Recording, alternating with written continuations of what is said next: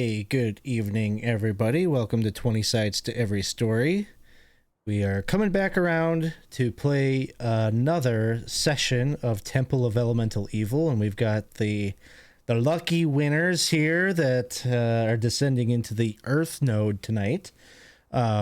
So before we begin the session, just want to welcome you to the stream. Hope you're having a good start to your Easter weekend, and we are thrilled that you're stopping by to maybe spend a little bit of it here with us. So who we are, we're 20 Sides Every Story. We're a gaming community, and we stream many of our games here on Twitch and then upload the video on demand to YouTube. So you can check out this campaign. This has been running pretty much almost a year now. I think our first game maybe was in May last year.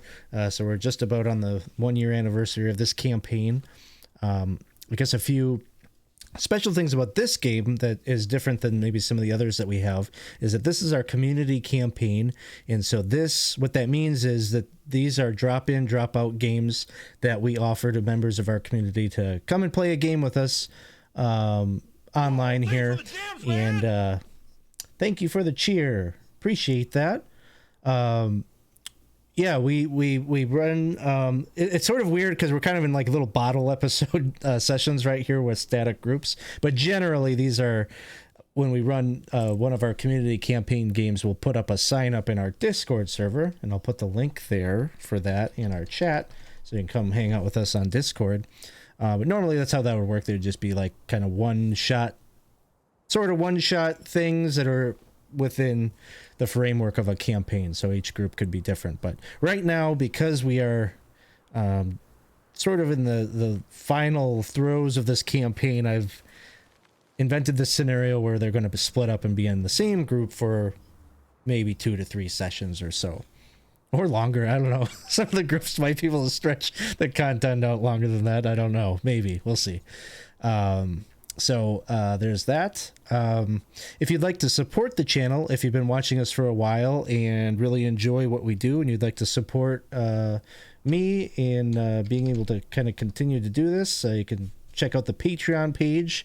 There's a number of perks for supporting the Patreon, up to including getting priority for signing up for community games. But even if you don't choose to support the channel that way, don't be shy. Pretty much anybody that really wants to can get into a game. So best way to come and join us for a game would just be to jump into the Discord.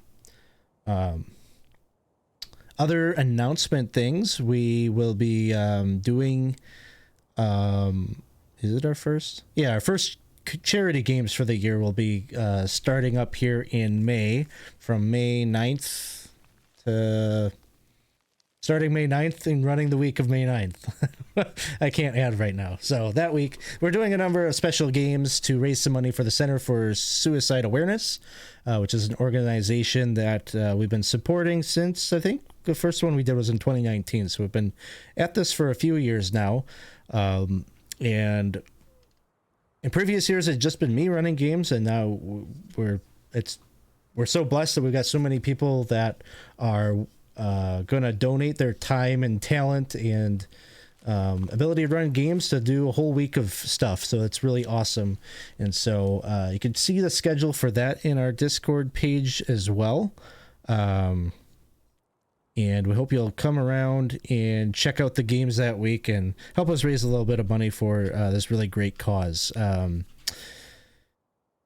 Yeah, so I think that's about all I have for the announcements and things like that. So let's get right into it and talk about our game here tonight. So where we are at, if you've watched any of the other, the water node or the fire node, you'll kind of know the setup here, but this one is no different. These 4 characters at the end of the battle against Lareth and his apparent patron Ayaz, St. Cuthbert intervened in the mega battle that took place on the 4th level of the Temple of Elemental Evil, and sort of served as the equalizers for the conflict to ensure that Ayaz didn't just decimate the forces of good. And St. Cuthbert had a message for all of the player characters. They were to split up and head to the ends of the hallways that led from the greater temple, where they would find a teleportation circle to take them to one of 4 elemental nodes. Their task, once they got to the nodes, relatively simple in concept: find one of the 4 elemental power gems, which are necessary for completing the Golden Skull, an artifact that was recovered during that battle by Humboldt. Once the skull was complete, it is to be destroyed. And that is the missing key here to destroying the temple and sending the demoness who is imprisoned within the temple, Zuggentmoy, back to the abyss, so that this cycle will end here and not repeat again in another 50 years or 50 years after that, as seems to be the pattern that started during the times of the Battle of Emerald Meadows. So that is sort of the setup. Why don't we do character introductions before we go any further? Let's have our 4 characters here. Tell us a bit about your character, and maybe tell us a story of when your character got down and dirty. A story of when your character maybe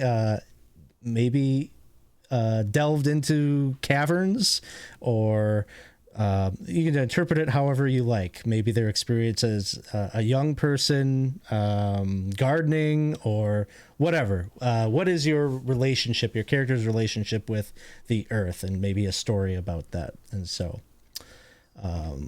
yeah, let's kick it off with Dane Battlehammer. Hello, my name is Percy, and I'm playing Dane Battlehammer of the Battlehammer clan. Dane is a dwarf cleric, and he's taken a level of fighter. He's a dwarf, so he's comfortable in these caverns. Dealing with Earth, not a problem.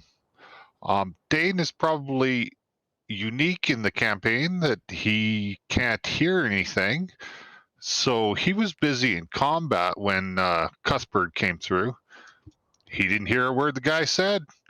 He just saw Ziloff take off down the hallway, and Dane's a little suspicious of Ziloff. People die around Ziloff, and so Dane's keeping an eye on him. So he followed him down the hallway, and now he's ended up here. Awesome. That sounds very fitting for Dane. That he'd be suspicious of someone else and follow them. So that'll lead us into Ziloff. Let's hear about Ziloff. Hi, I'm Isaac. I'm playing Ziloff. Ziloff is a bard / warlock. Ziloff has been through quite a bit, down and dirty a number of times, as in he's been on the ground dead. But so I guess he got a little dirty. But earlier in life, Ziloff, when he wanted, he had a rough time kind of being accepted. So he found the thing that he was best at was singing and kind of entertaining his fellow Dragonborns. And once he went into the world, he wanted to do that with everyone else. Well, he went to a tavern one day. He tried his best, and through no fault of his own, he was thrown out into the trash outside in the rubble. And trash is pretty dirty. There's banana peels. There were used napkins, nasty used cloth napkins. And there was a weird necklace with a little gem on it that he also found in there. And it seemed to lead him to Hamlet. So maybe that filth kind of changed him. I'm not normally you say for the better, but for the better. But Ziloff, once he's got the Hamlet, he's died a few times. been slashed across the face, broken ribs.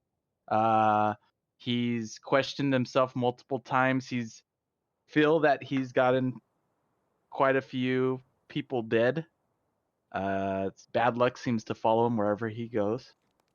And currently, he's maybe he's reborn with a new sense of vision, as eyeballs are kind of throughout his whole body, kind of popping out here and there. He's just keeping an eye on everyone, keeping a watchful eye, peeping around, making sure we're gonna be okay. I'm sure Zilloff is really excited to be here. He's happy that, yeah, That's good. 100% he's here. Yeah, so happy. I'm glad that there's a spark of joy that could land somewhere in his heart for this moment. Well, good. Thank you, Isaac. Let's move to hear something about Charnika, or otherwise known as Cherry. So I'm Lindsay, and I'm playing Charnika, or Cherry. She's a little, chipper little tiefling barbarian. Her experience with dirt, she grew up on in an orchard, so she's pretty used to dealing with dirt. Not so much used to being underground, and she doesn't like that claustrophobic feeling that she gets when she can't feel the air on her skin. But yeah, that's pretty much her. Yeah. Awesome. Thank you. And last we have Lavi. Hello, I'm Jenna, and I'm playing Lavi. Lavi is a halfling sorcerer who has actually worked with Zilloff in the past and has added to his bad luck when she didn't realize that he was on fire. So she is kind of the one who ended up getting him killed. And she's always been a bit of a nervous individual. Like, she hasn't had a lot of experience really, like, kind of like down to earth type. She's always kind of been like working in like libraries and like studying and like kind of like trying to get her skills better. So this is kind of going out and ending up in Hamlet and trying to figure out her inheritance. Going through that is her kind of first introduction of like kind of being kind of bit more like humbled and brought down to earth, which is also making her very nervous because it's her first time kind of being out in the world, and also because she is now standing with the Dragonborn who was burned to death and is now currently still alive. So she is, whenever like one of Zilloff's many eyes are like kind of looking around and like one happens to go to her, she'll like try to move out of the way, maybe like stand behind someone else. So she's getting used to the whole getting down in the dirt thing still. Well, this is going to be like immersive therapy here for getting over that. So, I don't know. That was great. I kind of just popped that one on all of them. I didn't tell them what the prompt was going to be. So why don't you all take a point of DM inspiration? So you use that. It's different than the rerolls that the chat, might end up buying for you, but you got to declare it before the roll if you want to use that particular thing. And it will go away at the end of the session. So better to use it now and not lose it. So okay, so let's rewind a bit. I know the map shows that you're here in the node, but let's rewind just maybe 30 seconds prior to that happening. You were, all four of you just kind of collided together, and you're the four that went down this one particular hall. You're running because there are a few ettins and trolls and a number of hobgoblins that are sniping at you from behind. And you're kind of doing your best to kind of duck and weave and try to avoid being hit by those things as you run down this very smooth onyx walled hallway. And the area kind of brightens as you get to the end of the hallway, where you see it kind of widens, and the room seems to be the architecture of which is it's kind of a triangular shaped room, and the corridor opens up, and you can see upon the floor is a magic circle about 15 feet across, and it's got inscribed along its edges runes, and they sort of seem to be something about those runes kind of calls out to you. But there's this big hill giant in your way, who immediately grabs a club and starts trying to whack-a-mole hit the four of you.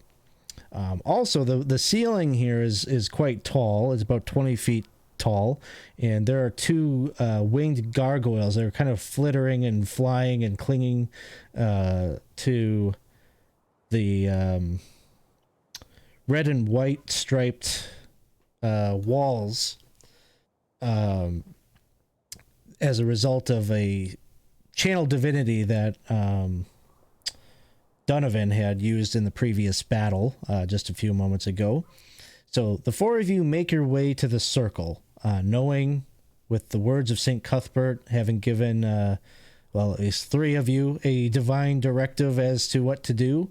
You know that you're supposed to stand on this circle and go wherever it will lead you, and go in search of the elemental power gem contained within the node that you're about to go to. So you do your best, you stand upon the circle, and you can begin to see kind of the confines of the room start to kind of fade, and everything kind of feels a little bit glossy, and the terrain seems to, you almost feel like you're being pulled into another world. And as that happens, Zilloff, you feel one of the claws of one of those gargoyle creatures from up above grabs hold of you, kind of just at the last second, like just milliseconds before you hear a pop. You all hear this pop in your ears, and the sensation of kind of falling. And it's just sort of all around you, kind of a black void. But Zilloff, you can see this thing is like kind of trying to claw at you and grab at you, and you're sort of struggling with it until another pop happens, and you all suddenly feel like gravity finally takes hold and pulls you into this cavern where you now stand. Lavi, I think you are literally in complete pitch darkness. I don't think you have dark vision, so you can't see anything. The others, you know, dark vision, you can kind of see around in this cavern of natural stone. There are two, you're situated between two columns that seem to run from the floor all the way up 50 feet overhead. And there are tunnels that you can make out that seem to lead off of this grandiose cavern that you're standing in. The air is very cool and damp, and there's also kind of that smell of like fresh garden earth, like really moist kind of, you know, planter's dirt that clings to the air. Those of you that can see, you can also notice maybe along the kind of outer walls here, there's a number of fungal growths, mushrooms and plant life and such that seems to kind of collect at the like kind of corners of where like the cavern floor and the cavern wall meet. It seems to be kind of most populous there, although, you know, there's growth that runs the entire length of the cavern, but it's more intense lower. And yeah, that gargoyle has come with you. And then immediately, as you come into the room, Zilloff, it hoists you up and takes you up 20 feet or so. And that's the moment where we will roll initiative. Oh, God. And give me 1 second, because I most likely have to... Or no, it's good. You can do that. Sorry. Or no. Shoot, sorry. I have to make you active people. What did you roll? I can update it for you. 10. 10? Yeah, sorry. Like right as you were saying, oh wait, no, I already clicked it. Okay, you should all be good to go. I can now see though. Before I wasn't able to see, but now I can. Okay. Maybe it's because of shared vision or something. Just know that your character, until a light source is present, is in pitch darkness, so you're effectively blind. Got it. And so we will begin combat with the gargoyle, who's going to take you up an additional 30 feet here. An additional 20 feet. Oh, no, he could do that. An additional 30 feet. So, you're right at the height of the ceiling as he pulls you up. What's your passive perception, Zilloff? Passive perception is a 13. Okay.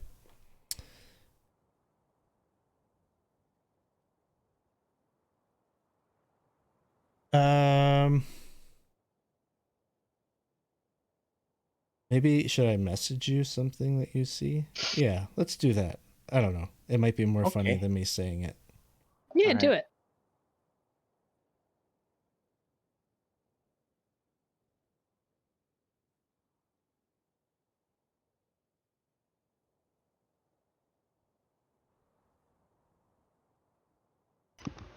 So where is everybody? Is everyone here? It's really dark. So the creature pulls you up and it's like kind of like screeching. What do you mean? It's perfectly bright. And the gargoyle is going to make a couple of attacks at you, Zilloff. So it gets 2 attacks. The first one with the claw. We'll see if I could even live long enough to say anything. Okay, an 11 to hit. Oh, great. No, 11 does not hit. And then second attack. Whew. Misses. So he just kind of like throws you up against like the cavernous ceiling and is like trying to hit at you, but like you're still kind of squirming enough, and he's just kind of like hitting your head against that, but no real damage. And then it's your turn. Then I would first yell, "Oh God! Oh, what are you doing?" Also, you think I have it bad?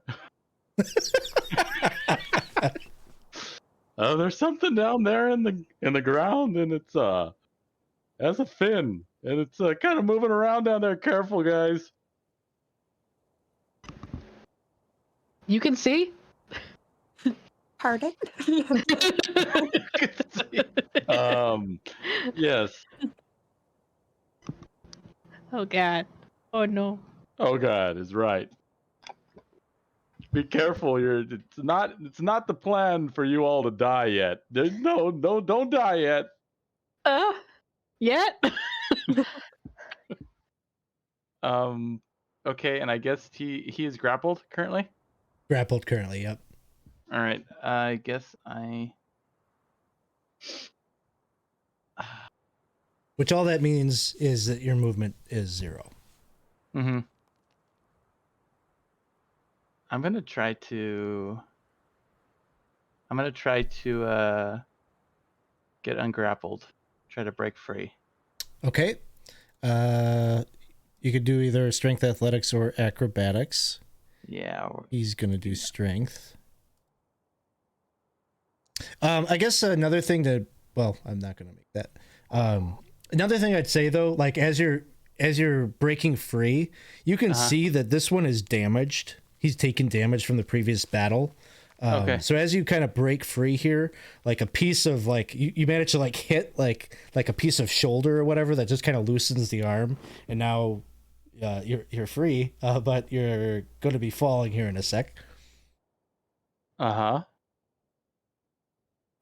click my heels together, and little wings start going from the bottom of my little bootsies, and I and then realize that it's not going to help because if I move away, I'm still going to get it back.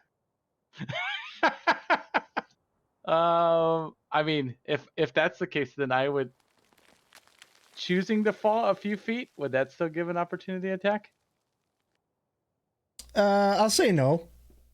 Okay. But I'll say that you have to do like a skill check to see if you activate the boots.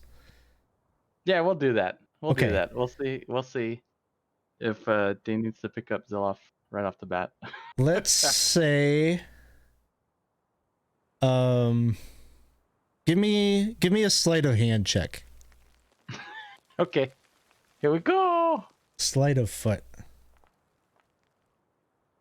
Okay. You manage to pull this off. So you drop about like, we'll say 25 feet. And then you activate the boots and no problem. And then I would just move a bit away. I maybe right here, 25 feet in the air. Kind of Alright. just, oh. And you can see the creature is like does try to grab at you as you escape. And looks like it's getting ready to angle itself to descend down to your level. So as you touch down there, roll me a d6. Oh. I'm 5 feet in the air, or do Oh, you I didn't touch still- down. Yeah. Okay, No. you're still in the air. Yeah. Nothing happens, but you do see that like the fin kind of passes by underfoot. All right. Coming up next is Lavi. Okay. She's just kind of fumbling in the dark right now. She can hear that something's happening above them. And she was warned that there's a fin around. So she knows she's in danger.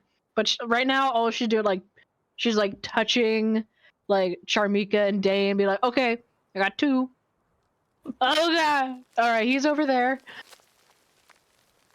So I think what she would just do is kind of send probably just a firebolt just to get some light going and hope she hits something. Like maybe where she heard Ziloff go up initially. Okay. Because he was there, but then he wasn't. All right. Make an So attack. like maybe around that area. Sure. Fire your firebolt off at disadvantage. Okay. So I'll do it twice, and because I don't know how to set it to disadvantage automatically. Oh, it does that. So firebolt, Dane just about takes your head off. You kind of duck, it singes a little bit of your piece of your beard. Oh, sorry, Dane. It's okay, I'm short. Well, there's Dane. And I guess, am I able, with the brief flash from the firebolt, am I able to kind of get a sense of like where anything is? I know it's like brief. Really, your firebolt wasn't even close to getting to where you wanted to see, and it's only going to emit maybe, like at best, maybe like 5 feet's probably being generous. It's probably not even that. So you just see it kind of dark, like a orb through darkness. Gotcha. Well, she's gonna stay where she is. And Sounds maybe... good. Oh yeah, no, that's all I can do. Yeah, I'm just gonna stay where I am. So as you're standing there, you can feel like you're feeling around and touching the back of Charnika and Dane.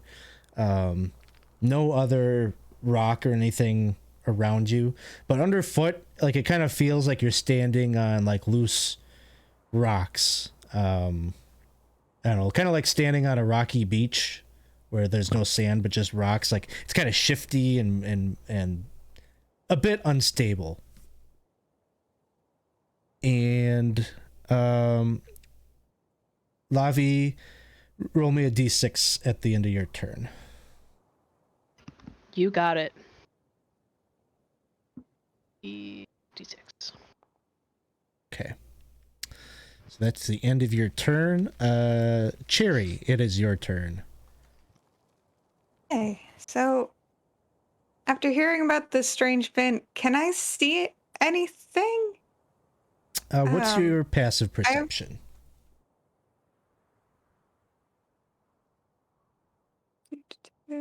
I have no idea. Looks like it would be a 9. So Yeah, without exerting effort to spot it, like you don't immediately see it. Even after hearing about it, like you don't catch it, but you could always use an action to do an ability check if you wanted.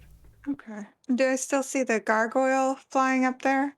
Or You is it- actually don't. Don't So see one that. thing about this darkness, so Zilloff, you have an invocation, I think, or something, devil sight. Devil sight, yes. So you're okay. Dane and Cherry, there's something about the darkness of this place that you can see through it, but only really up to about 30 feet. Usually you'd be able to see maybe a little bit further. So there's something about the makeup of this place that seems to be kind of cutting your sight off. A little bit of it might be because there's sort of kind of dust particles that seem to kind of float in the air. It's kind of like, it's very heavy air to be breathing in. And so maybe that's dimming your visibility a bit. So you know that the gargoyle is up there, but you can't plainly see him. Hey, that is spooky for me. All right. Guess I can't see any of the enemies unless I. Okay, I'm just gonna use my action to take out a torch and light it if I can. Yeah. I think I And have then one. now you've got light out. What does it go out? 30 feet? Probably, yeah. I think this app or this add-on I never got updated, so I don't have that to work exactly. But now you can see. It's going to extend your vision, so you can see the gargoyle up there, and Lava. You've got sight within that 30 feet or so, Yay! Thank you. or I guess 40 feet. All right, yeah, and I don't think I can do anything else, but at least I can see things now. All right. At the end of your turn, give me a D6 roll.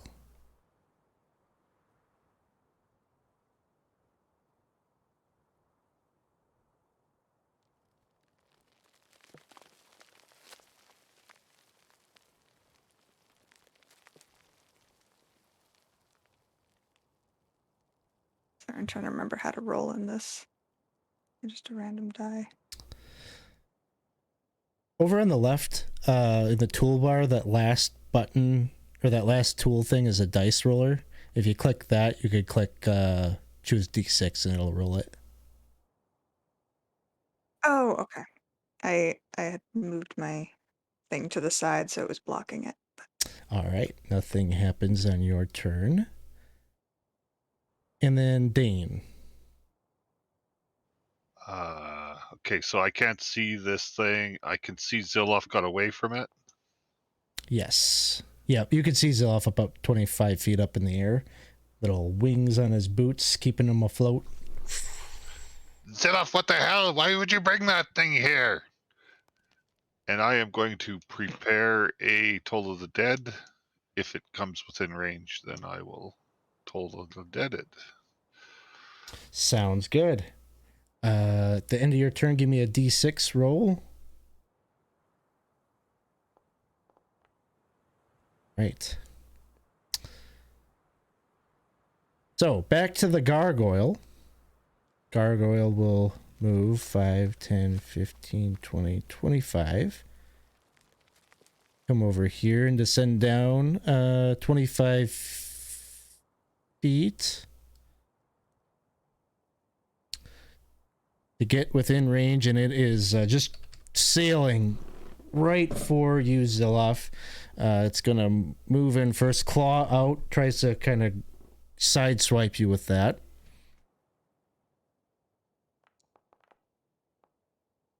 It's going to be a 17 to hit. That hits. 8 points of damage.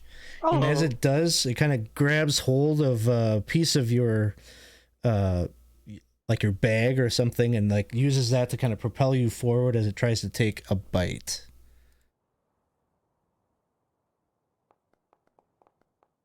But that will miss. But then donna donna donna donna donna donna this thing erupts up and out of the earth right here and leaps into the air. And Whoa, thanks for the jams, man! it goes for Dane, but Lavi, you notice as it drops down to attack Dane, now with the light up, you can see, well, what's your passive perception? 11. Okay. I'm going to say that you do see that it kind of eyes you up a little bit, almost like it has regrets that it chose Dane. But nonetheless, it was already flying in the air and coming down on Dane as this happened. So, do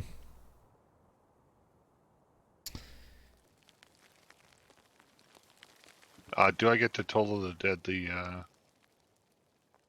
yeah, you can do that. Wisdom save. 14. Okay, so fails that. Has not been damaged yet. It hasn't been damaged? Not yet. I thought you said it was damaged. Are you trying to attack the gargoyle? The gargoyle, yeah. Oh, the gargoyle. Yeah, you can attack the gargoyle. Yeah, that still would have, he would have failed that. So 14 points to the gargoyle. All right. And then the boulette, this big shark-looking creature. Its body is made up of these plates, these kind of shiny, grayish plates, and razor-sharp teeth that are bearing down.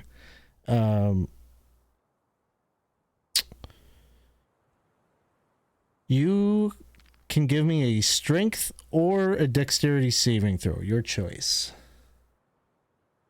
So athletics or strength? It's a saving throw. It's not. So it's either strength saving throw or dexterity saving throw.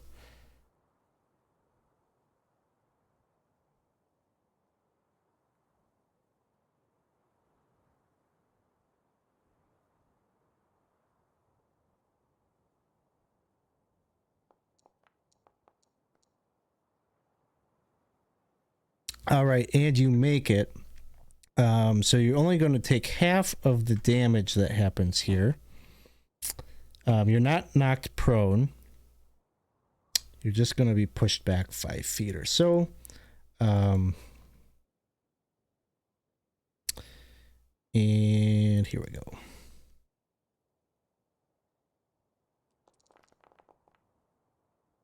So you'll take 14 points of damage.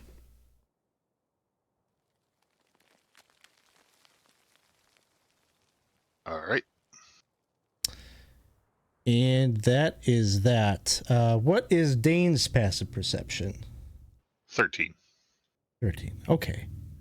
So I'm going to say, as you were focused a little bit, you were casting your spell up at the gargoyle, and then this thing kind of came out of nowhere, but you did manage to stay on your feet.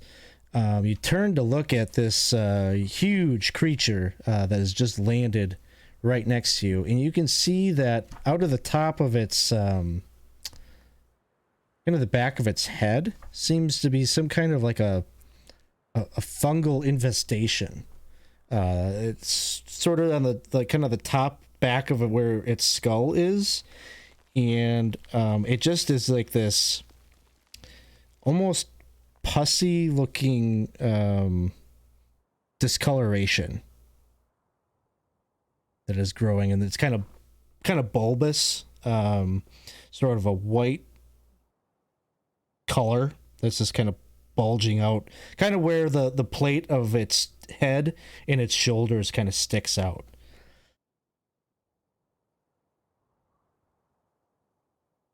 I would say like the residue that's pouring out of it is kind of like a dull blue color. So that is that. So it's up right there. Next up is Zilloff. No, why are you so interested with me? Well,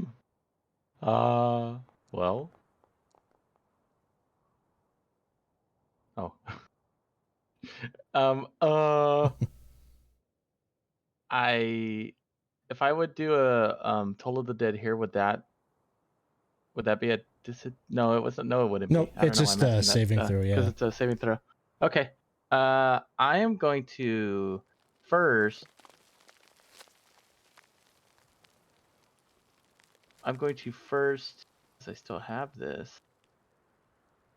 I'm gonna look over at Cherry. I go, you're keep them safe, I guess, or whatever. And you're gonna get bardic inspiration. Wow. I feel so inspired and confused. If you want or not, whatever.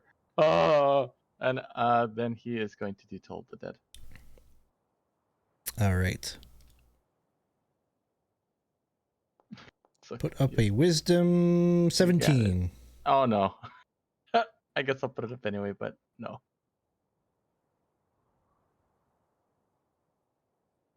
What's it? There. Okay.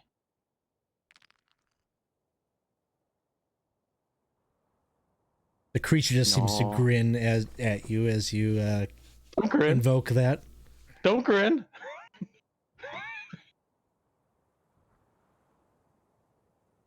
I guess that's it. There's not much more. All right. That brings us Actually, to lava. if I can, Oh, I'll move our circle around towards that side of the group. okay. And he quickly, flapping his wings, kind of turns to keep his attention on you. Mm-hmm. That's going to bring us... No. There he is. Getting ready. He's got his arm up, ready to swipe again. No. Lavi, it is your turn.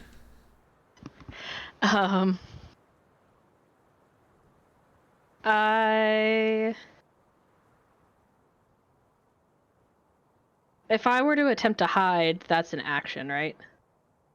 Yeah. Okay. I'm not going to do that then. Instead, I'm going to use one of my sorcery points to twin a spell. And I'm going to twin... What was it called? Witch Bolt. So I'm gonna have one go to the boulet and one go to, because it's there's the torchlight in here, right? There is. However, just realize you're in melee range of a creature, so your spell would be at disadvantage. Oh. If you fire it from there. Fair point. Maybe it is better to kind of disengage and get some distance.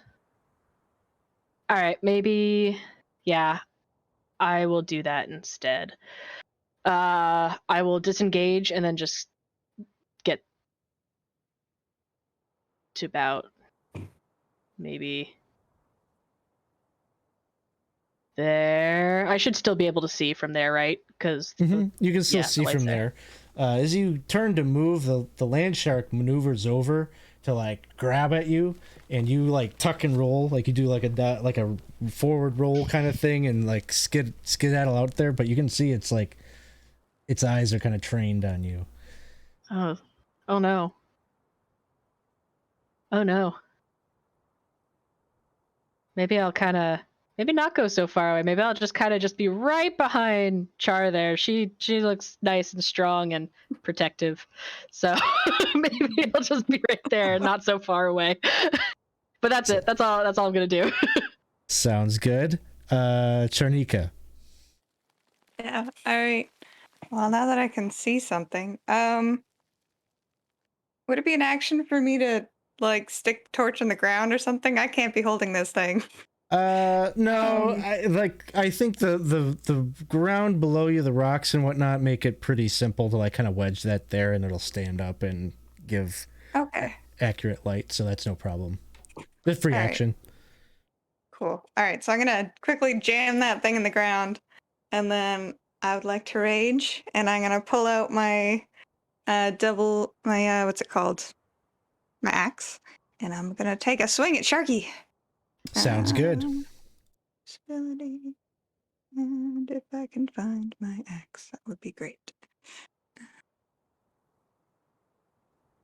And you know what? I don't want him going after anyone else, so I'm gonna reckless if I can.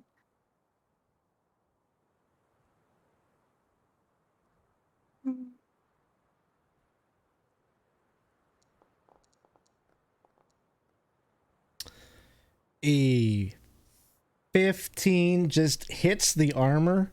It doesn't quite cut through. Okay. Yeah, Bardic Inspiration. I know, but I didn't say it first. Oh no, Good Bardic, to know. Bardic Inspiration you can use after the fact. Can I use it now? I'll let you use it, yeah. Okay. I think that it's the DM you have to announce beforehand, right?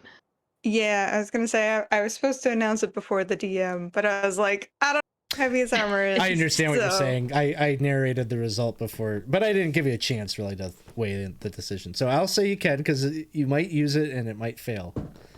Okay. Is this at a D6? The D6, I believe. Yep. Give it a go. Okay, that's going to be enough to cut in. All right. Give it a go.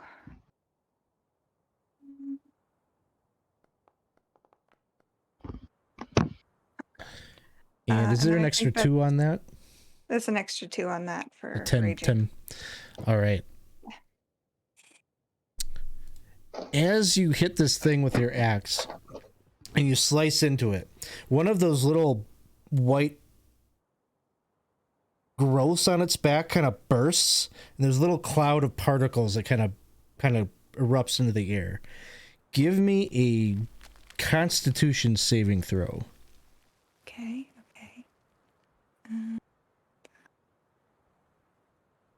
Constitution. Oh. Phew.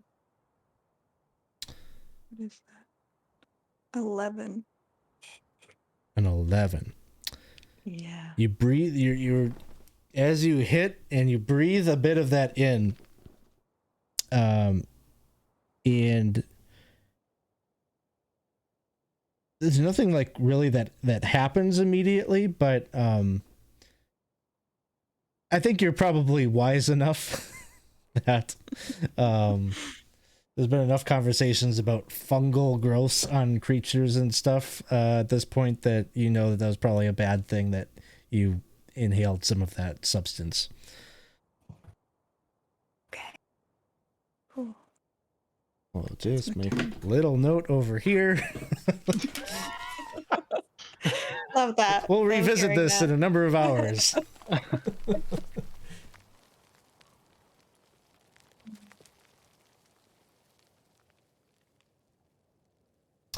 All right. Next up is Dane. Dane's gonna look at this little shark-looking creature, whatever the hell it is. He's gonna growl at it. Then he's gonna look up at the stone golem, or what is that? The gargoyle? The gargoyle. Yeah. And he's gonna cast Toll of the Dead on it. Toll of the Dead.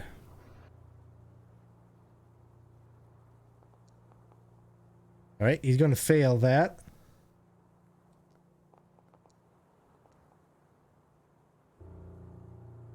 "13 points of damage. 13 points of damage. Gargoyle is still up. Although each time that bell rings, it shuffles and shakes its body, and a little bit more gravel kind of drops off of its body. Its wings are looking... It's just sort of like gliding rather than truly flying at this point. And I'm gonna move one space over to protect my friends. All right.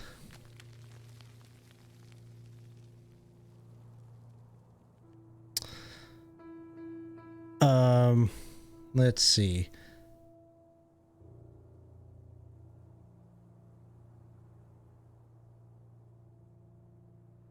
You see, there's a man that kind of emerges from the darkness here. I'll share that image here real quick of who you see. But it's very much kind of this grizzled looking warrior. Man, he's huge. He's 7 feet tall. Your immediate assumption upon seeing him is he's probably of Iridian blood.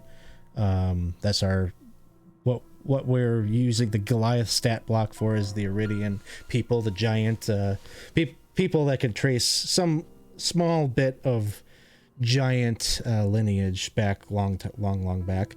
But yeah, he looks like this kind of grizzled, just kind of an unkempt beard. He's got kind of a headband that he's wearing, and he's in plate armor, and he's just geared. He's just got armor and equipment everywhere, just like weapons, longbow and such. He's got a longbow out right now, and he's got it kind of trained. You can see his eyes are kind of squinting, as he's blonde beard, blonde hair. He's just kind of squinting past his bangs that he keeps out of his eyes with that headband. And you can see him kind of murmuring to himself, "Oh, son of a bitch. Here we go again. All right." And he takes a shot, and he's going to try to hit the boulette.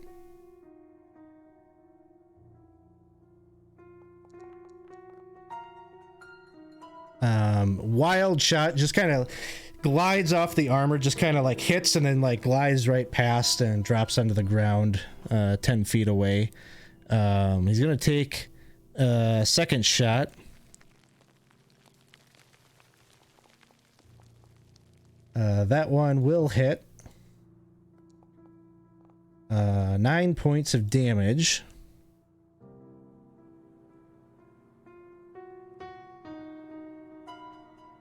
And then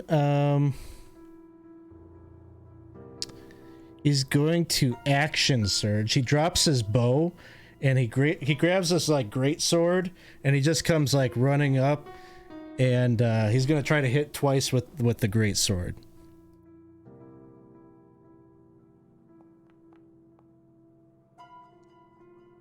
At 20, that will hit.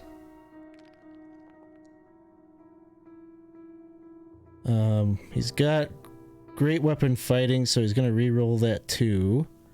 Unfortunately, it's just one less. Do 8 points of damage. And one more swing.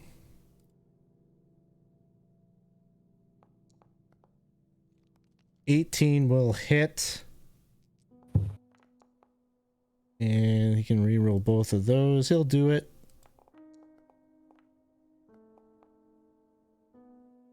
Changes that to 13. And you just hear him, he's like yelling as he's doing that. He's like, "Don't let that son bitch go in the ground! Gah! Get him before he dives down!" And that's gonna be his turn, although he does need to make a constitution save. The same thing happens to him as he's swinging wildly at this thing. Some of those spores pop upward. So he'll make a con save. And he makes it. He's got to make a second one. He hit twice. That one, he's like, he's kind of coughing a bit, and then he stumbles backwards as he's trying to recoil. And he's like, "Ah! What is? Oh my God! Got my lungs! Oh God!" And that's going to bring us back up to the gargoyle, who's turned around and is going to take a swipe at Zilloff here. Ooh, someone got us a reroll. Everybody a reroll. Oh, yes, thank you. I don't know how to say that name. PC Lighter, thank you for the reroll. So the group give 4 rerolls here in the pot for the players.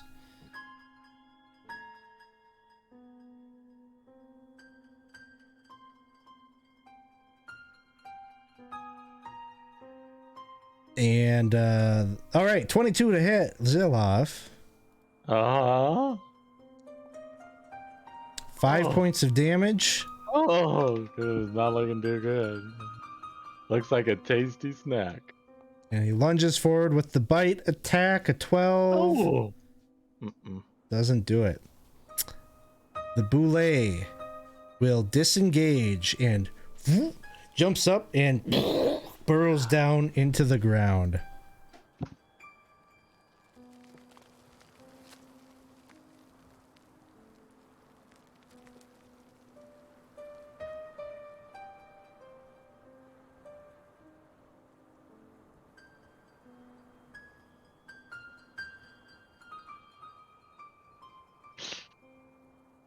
I'm scared for my life. Real life. All right, Ziloff, it is your turn. No, get away from me. He is gonna try. He'll do Toll of the Dead once more. We gotta get this thing out of here because we got something worse going on. All right, Toll of the Dead. There you go. Wisdom. Dong. 14. Dong. Wah. No. Bonus action. I guess he'll do. You know, I'm gonna just go ahead. Hey, there, Lavi. You're try maybe not die or whatever, you know, or do something. I don't know. You try. I don't know if it's gonna help, but there you go. It's scary in here. I did my best. Sorry. Thank you. I So- feel confident. Lavi, I forgot to do something with you. Uh-oh. Last time, roll me a d6. Oh, yeah. And Tux is in the audience and wishing you all well. Y'all gonna die, he says. Thanks, Tux. Such confidence. All right. So nothing happens. Lavi, it is your turn. Okay. And sorry, that was Bard inspiration that you gave me? Yes. Maybe? Bardic inspiration. Okay. I mean, All or you were around just you- telling me good luck. Who knows? All around you, those rocks and the gravel is just kind of like shaking and shifting. Not so Okay. much that you can tell exactly where it is, but you know where it's circling around. All right.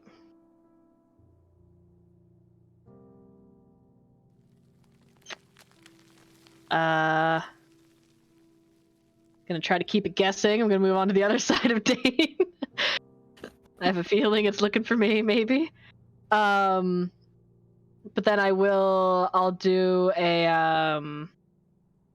Mind Sliver on the gargoyle.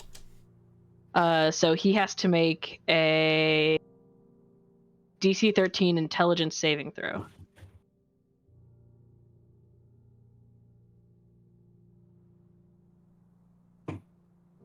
Not a strong one for the gargoyle. He's gonna fail.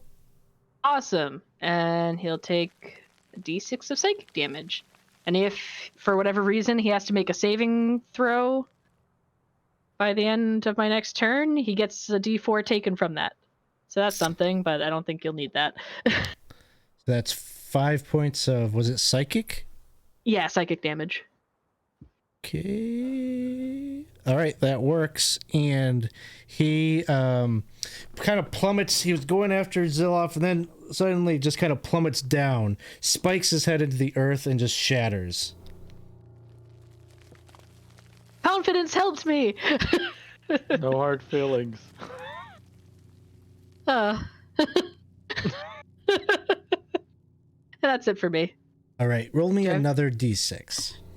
I was gonna ask another d6.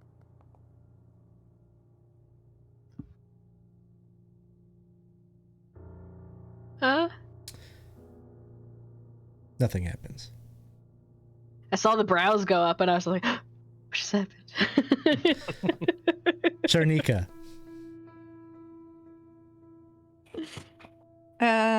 So, okay. Okay, so there's no one I can see. Cool. Oh god, I don't know.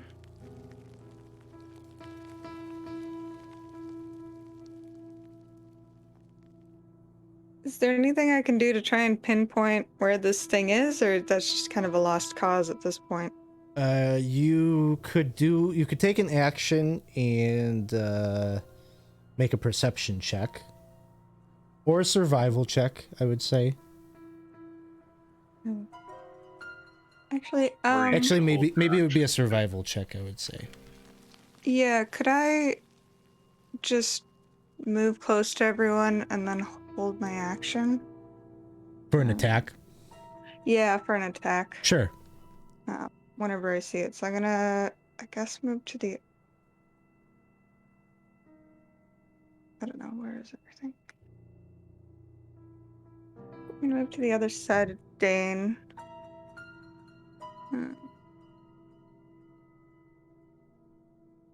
All right. Yeah. Thanks for the follow, Spiff2112. Appreciate that. Thanks for hanging out with us here tonight.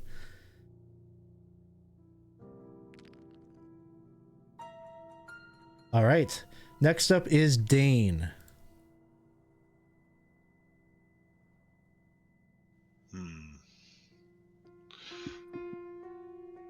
I will bonus action second wind.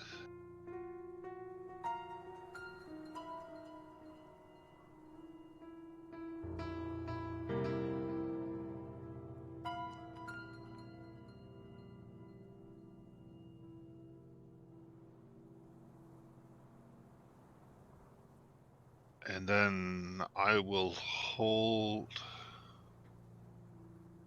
No, I'm not going to hold my action. As we're waiting for it to come out. Sounds good. Taki moves up to right here, great sword in hand. And he's like trying to make like pleasantries with y'all while you're standing there. He's like, "Hey, nice, pleased to meet you. My name's Taki. Who you all? Where you coming from?" Oh, I think he's coming right now. No time to talk. Oh, here he comes. And he jumps up in the air, the boulette, and comes crashing down right in the spot where the three of you are at. So each of you make a dexterity or a strength saving throw, your choice.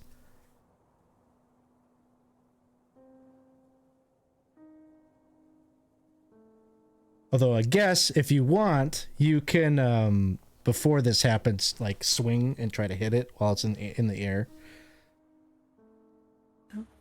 Can I try that? Yeah, and Taki's gonna do the same here. So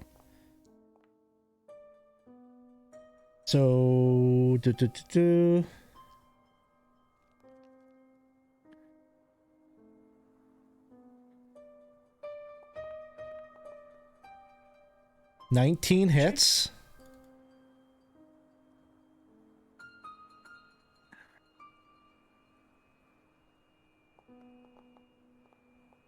Ooh.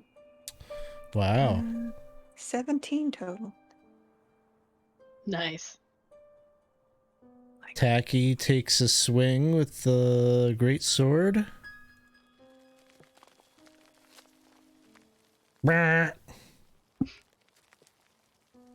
He's gotta see if anything really bad happens.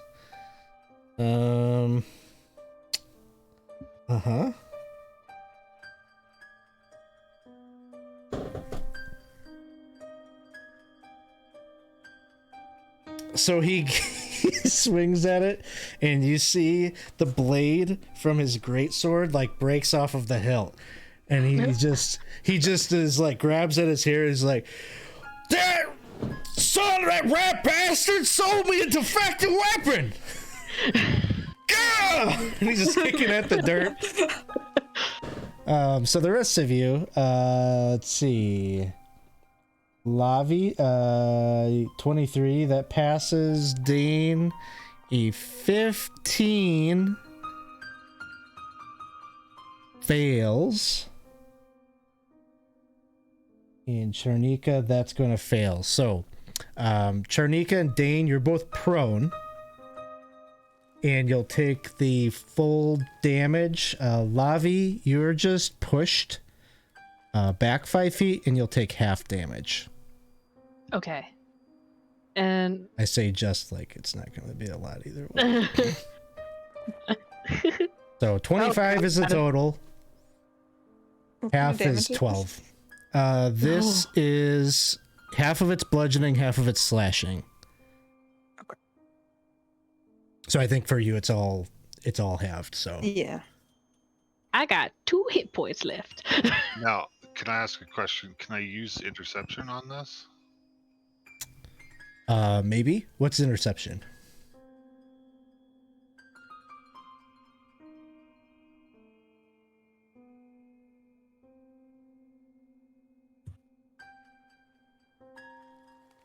When a creature you see hits a target other than you within 5 feet, use your reaction. So it hit It's- Lavi. It's not actually like an attack roll that hit, like a 2-hit. So no. Okay.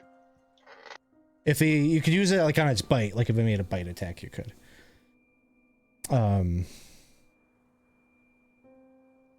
So that's that. And that's where he ends its turn. Ziloff. All right, Ziloff is going to go. All right. Oh, I see you're one of those phony baloney creatures. So I'll take care of you too then. With an Eldritch Blast. And it'll be do you have something that would make it not disadvantage there? Oh, you're in the air. I keep forgetting you're in the air, so you're shooting down at it. Yep. So an 18 hits, that's the number you need. And wow, 13 points. Just shoots right into, you can see the damage. Eyeball. Breaks right into like the muscle, the tissue of that outer shell, and it cracks it. Big damage there. That'll bring us to Lavi. I don't know if this is too much to ask, but would blindness be effective on it? Maybe. It seems to have eyes and vision. I'll I'll let you make maybe like a nature check. Okay, that's fair. Rolling. Okay. Oh. So,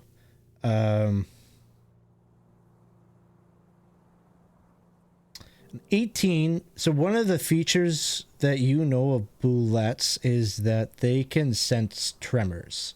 So they can sense very small, finite movements and such. So while it seems like it probably has sight, blinding it, you're probably not robbing it of all of its ways of tracking you.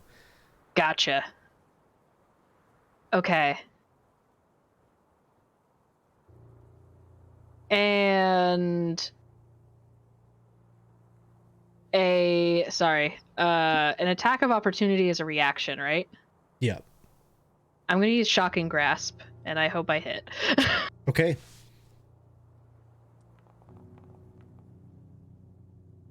Oh no. So that will miss. Looks like it's rolling 2, so I'm just always going to take the first. Yeah, for sure. left one. I could turn that off too to make it easier. It's okay. I'm used to doing it that way with, I think we play that way with Corey, so I'm used to that, and that's okay. Oh, okay. As long as you don't mind. I'm taking I don't mind. The left one. Oh yeah, no, that's totally fine. Okay.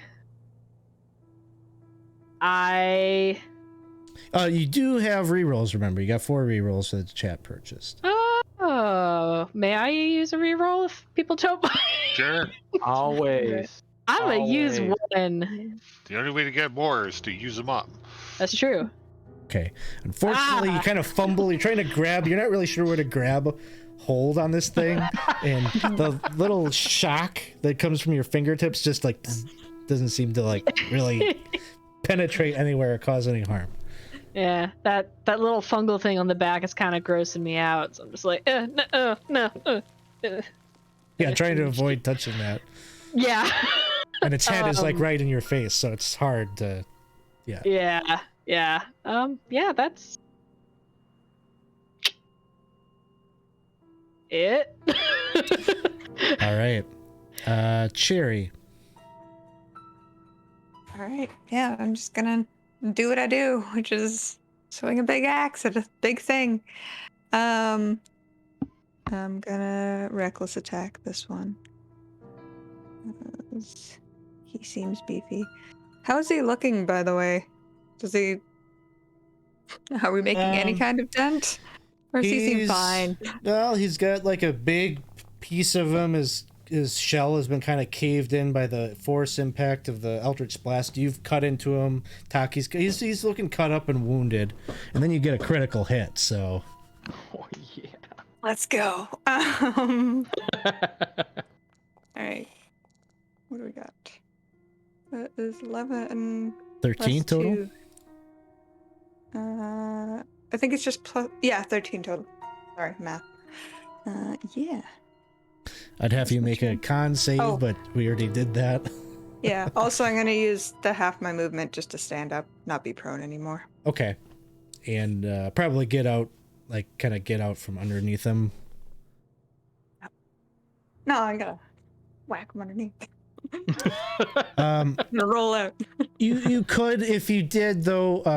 You'd be at a bit of a disadvantage to do so. Oh, never but mind. if you, as long as you end your turn like standing up next to him, we could say for flavor, you know, Okay. that you kind of roll up and do like a cool thing. Then if you want to like roll up to stand up next to him. Yeah. All right. That will bring us to Dane. I'm Oh, assuming that 1 second. Sorry, Cherry, roll me a d6. Should I do the same thing? Not you. Okay. Ooh, 2. 2. All right, nothing happens Uh-huh. yet. These D6s are scary. Yeah. So, Dane, it is your turn. the items that we got that we have to attune to, I don't know if are we attuned to them now, or do we have to wait until we actually have time to attune to them? What do you got?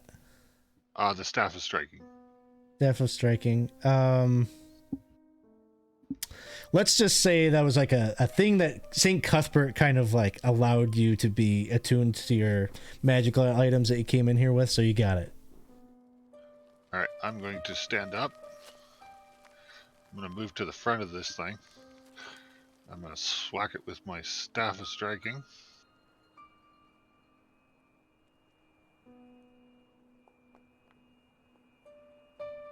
All right, 27 hits.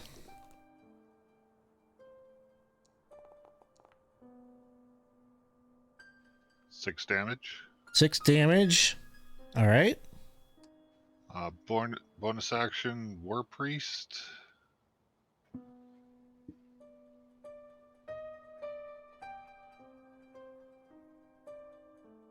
And I will hit him again.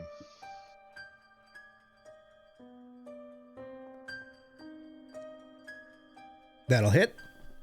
And I'm going to put 2 charges into this.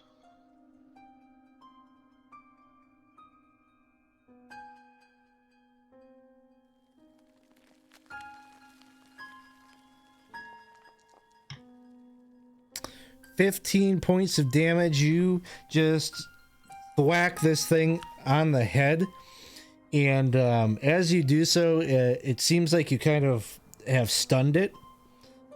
What would you like to do as the finish to kill this thing? I'm gonna stick the staff right through its eyeball and just swish it around a little bit so that it's not gonna get back up, because it kind of hurts. It sure does. And so you mix up those brains with the staff of striking, and the boulette does not seem to be moving anymore. Roll me a d6, Dane. I don't wanna. Okay, nothing happens. So we are out of initiative right here. Taki kind of comes over here and puts a hand on your shoulder, and he's like, oh, nicely done there. Thank you. So, what's the story? Tell me a story. How do you find yourselves all down here, the four of yous? We're looking for a gem. Yes. How did you end up down here? Well, that's quite the story there. I don't know if you got time to gab right here in the middle of this cavern. I don't know. That's the only one that I know of, but there could be more. Is it safe? As I'm just bleeding everywhere. Now that we're done, Zilloff is gonna kind of give off the tough guy. Well, not really, but he's just gonna fall upside down, and the boots are keeping him up, and he's just barely holding on. He's just oh god. He's not looking too good either. Looks like this wasn't the first fight you had, huh? First fight? It look a little rough as he comes in here, huh? Yeah. It was my second. Well, it wasn't our plan to die, so we weren't gonna die. Maybe tomorrow. Hey, none of us going to be dying here today. Come on, let's find maybe a little place where we can sit down, have a chat, talk. What do you say? I got a little camp back here, little thing I made, little cavern. Put my stuffs in there, made a little fire. I don't know if I can fit all of you in there, but I'm sure we can find something like that around here. I don't take up much space. Are you with the Earth Cult? Sure. Earth Cult? No, I'm not with a cult. Are you with a cult? No. Good. No. Ain't no good come of joining a cult. Yeah. That I know of. I've never been invited or asked. Don't know what I would say if the invitation came my way, but guess it depends how they're paying. That's what I am. I work for gold, coin, platinum. You hear me? A I don't feel like you hear me, son. He's talking to Dane. I can read his lips. It's fine. He starts to sign a little bit, like he's signing with you. Oh, I don't know that. You gone deaf and you don't sign? You just read lips. They didn't need to teach me yet. Well, that's a damn shame. My buddy, he teach me. I'm going a little hard of hearing. I'm deaf in one ear myself. I'm completely deaf. Well, that's probably coming next, I imagine. You be in enough battles as I am, you get hit across the head quite a few times. I lost the hearing in my right ear. My buddy, good buddy, he taught me a little bit of this signing. A lot of rogues, thieves guilds use it and such. Quite Well, handy. you could certainly teach me too. Well, I wish he could. He's not with us anymore. No, you can. I could, absolutely.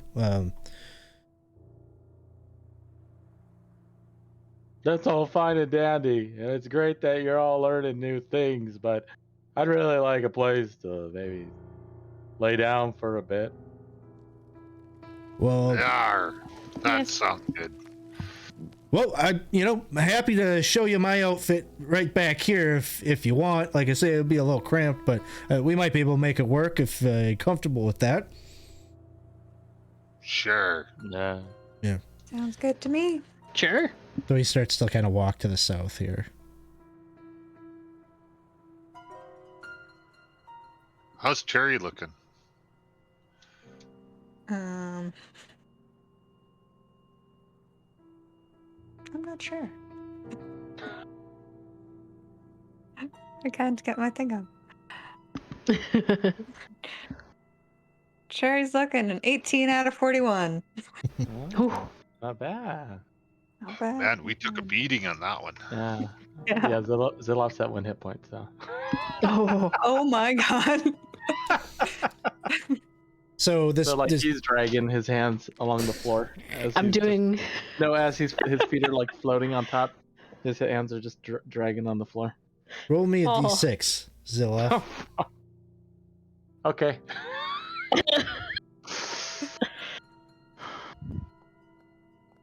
Okay. 4. As you're dragging your like arms on the ground there for just a second, there's like a hand that like pops up and grabs yours, and then like, you're able to like recoil your hand away from it in time. But there's like something out of the rock and dirt that like a hand. It was like a fleshy human hand that grabbed at you. You're gonna hear him yipe behind you guys. This is a hand. What is it? Do you have hands? Why are there hands coming out of the dirt? What's going on? That's not part of the plan. Speak up. What'd you say? You need a hand? Those hands in the dirt. What kind of place is this? I don't know. I just came here just myself about a couple days ago. I reckon. I don't really know. Hard to track time down here. And you can see he like leads you down to this little cavern. It's just like only like 10 feet deep, 5 feet wide. There's a little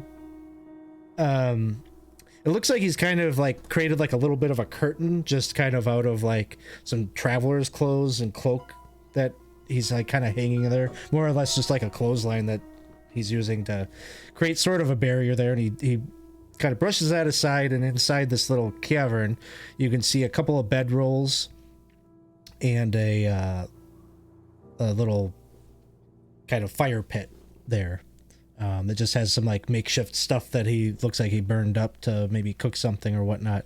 One of the bedrolls has it looks like there's a gnome in it, and he's in the bedroll, eyes closed. And so Taki Is says, he breathing? make a medicine check.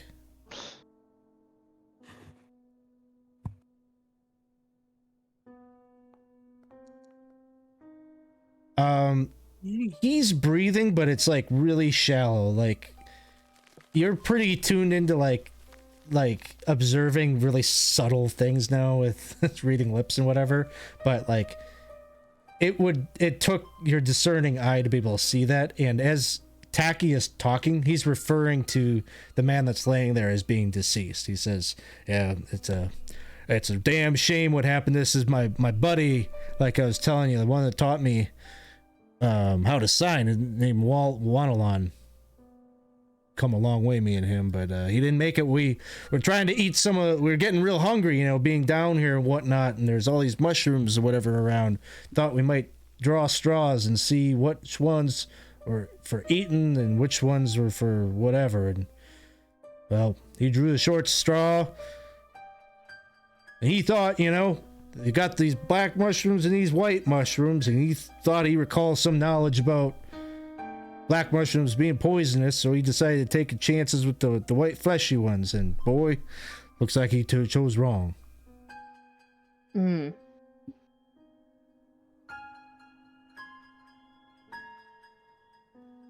you and Cherry don't look very good either. Breathe a little bit of that stuff in. And the land shark, yeah, I did breathe a little bit of it in. Allergies. It's dusty in here. It ain't nothing. I'm gonna tell you something. You might not like it, but I've seen that once before. One of my companions, we were going into the temple, and he had a piece of that fungus stuck on the side of his neck. It was taking over his brain. He felt like a phony baloney, like something was controlling him. Phony baloney? What the hell are you talking about, son? Phony baloney's all around us. Can't you see it? As you like say that, the gnome in the bedroll, like he sits up God. and gets up. Like Tacky is like looking at you all having this conversation. He's like, I don't know what you're talking about. Phony baloney's all around us. I'm real. I'm legit, son. And this little gnome is just up, and he's like kind of moving, kind of lurching forward a little bit, and he gets like right behind him, and he just starts like kind of like grabbing hold of him a little bit, like around his waist. Tacky looks down, looks at the arms, and he looks back and he's, hey, look! Wildlaw's alive! Hey, everybody! How are you doing? That's phony baloney. Wanalon's a gnome. He's bald. He's got a beard. He's just wearing like kind of like a leather tunic, like a shoulderless like leather wrap around him. Yeah, he looks like he's like kind of like trying to like move Tacky kind of out of the way, wrestling him. But Tacky's like 7 feet tall, so like he's not going anywhere. It's a weird time for the be wrestling there, boy. What? I'm sorry about this, friends. I think it's maybe it wasn't really so bad, but he's got a little touch of something. He's all confused, it seems. Did we know if this was a poison or a disease?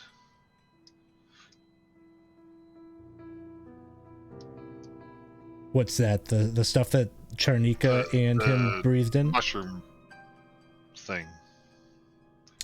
I know one of the paladins cured it. Yeah, so are you talking about Zuggetmoy's spores, or? Yeah. Zuggetmoy's spores were a disease.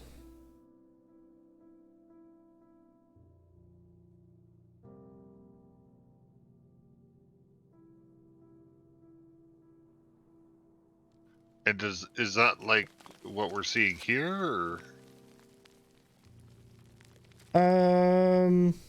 What would you like to do? Like, are you trying to identify whether? Tell me more about what you're asking me. Well, I know some of the cultists were compelled to go and release Zuggetmoy, and I'm wondering if this is the same thing or not. Gotcha. Make a medicine check.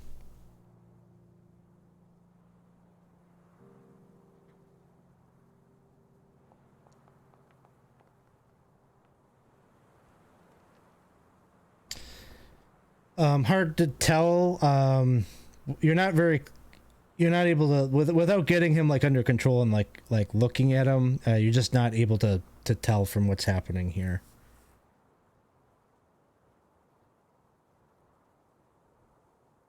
You don't visibly see like anything out of the ordinary other than this behavior is a little weird.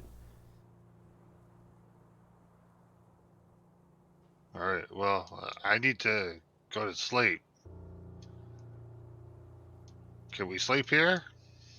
Yeah, absolutely. There's a couple of other caverns here. Make nice little hidey holes. Take one for yourselves. Absolutely no problem. Wanalon, please, come on. Knock it off. And he's just trying to move him. He's not trying to He seems like attack him or anything. Yeah, right now he's just like, looks like he's just trying to like shift them aside or something.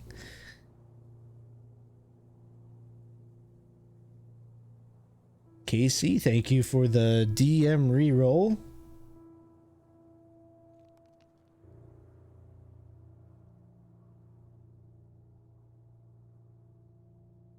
So, Could I check?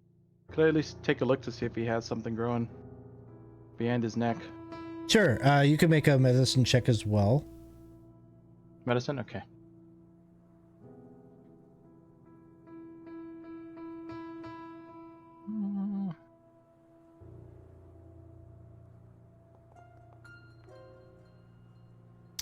So, Wanalon has kind of this this big beard that's kind of in the way, but he moves a couple of times as he's trying to wrestle with Tacky, and you do see like a little bit of a growth that's sort of just hiding right under his like kind of cheekbone, Mm-hmm.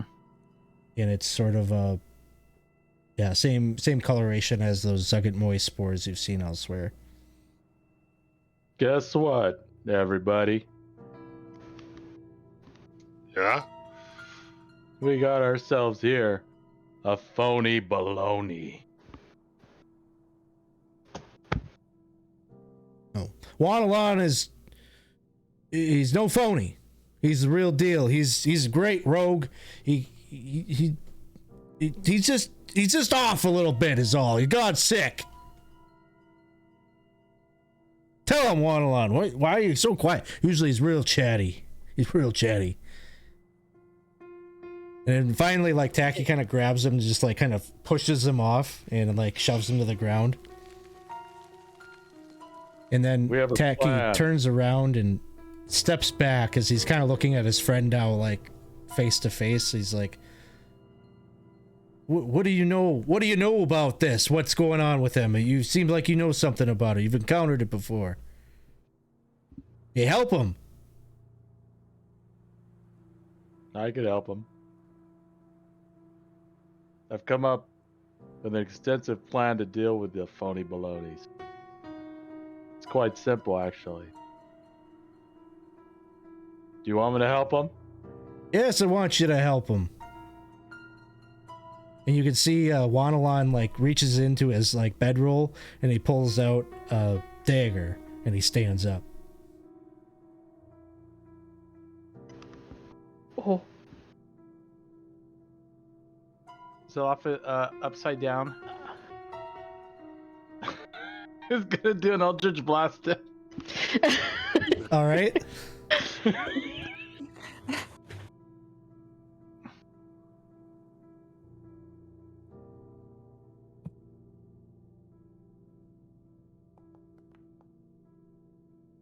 17 hits.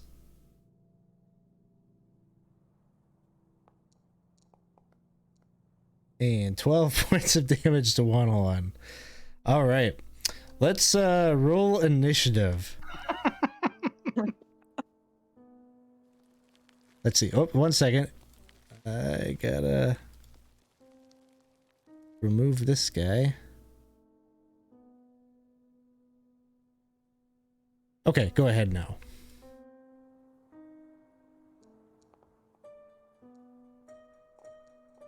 Planet Buster. Brave move for a man with 1 hit point. I think you got a little healing or something there, didn't you? Or no? This will be interesting. Gosh. Okay, so we'll start things off. We'll say Tacky just like turns and looks at you off. He's like, "You son of a bitch!" And you can see he's like going for his great sword and he pulls that out. We start things off. It's Chernika's turn.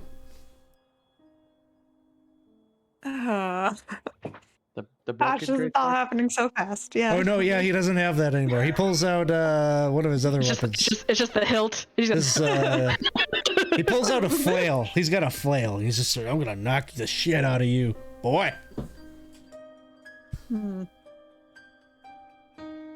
It's Chernika's turn. No.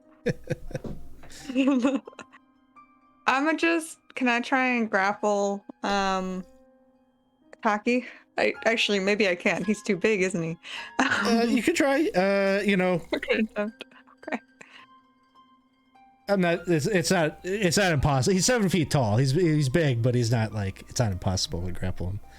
Okay, I'll give it a try. Should I do it at disadvantage or? No, just normal. Okay. Sorry, this is a strength check, right? Yes.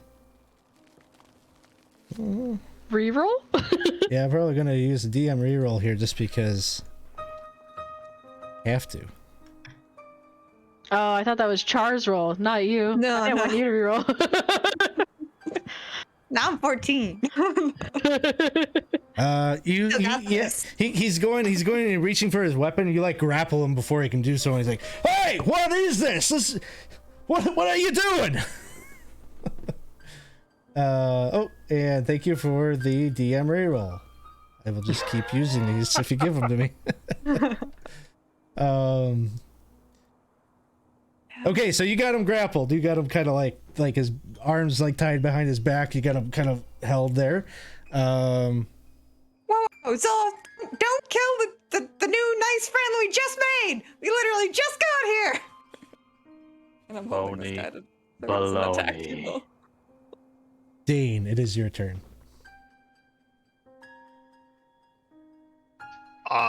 Dane is looking at Zilloff and thinking, what the hell, man?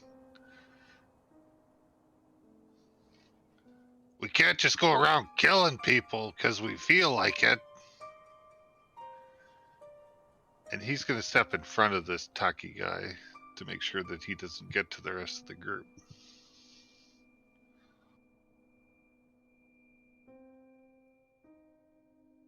All right. Anything else, Dane? I will hold an action to hit him if he hits me. Sounds good. Zilloff. Zilloff will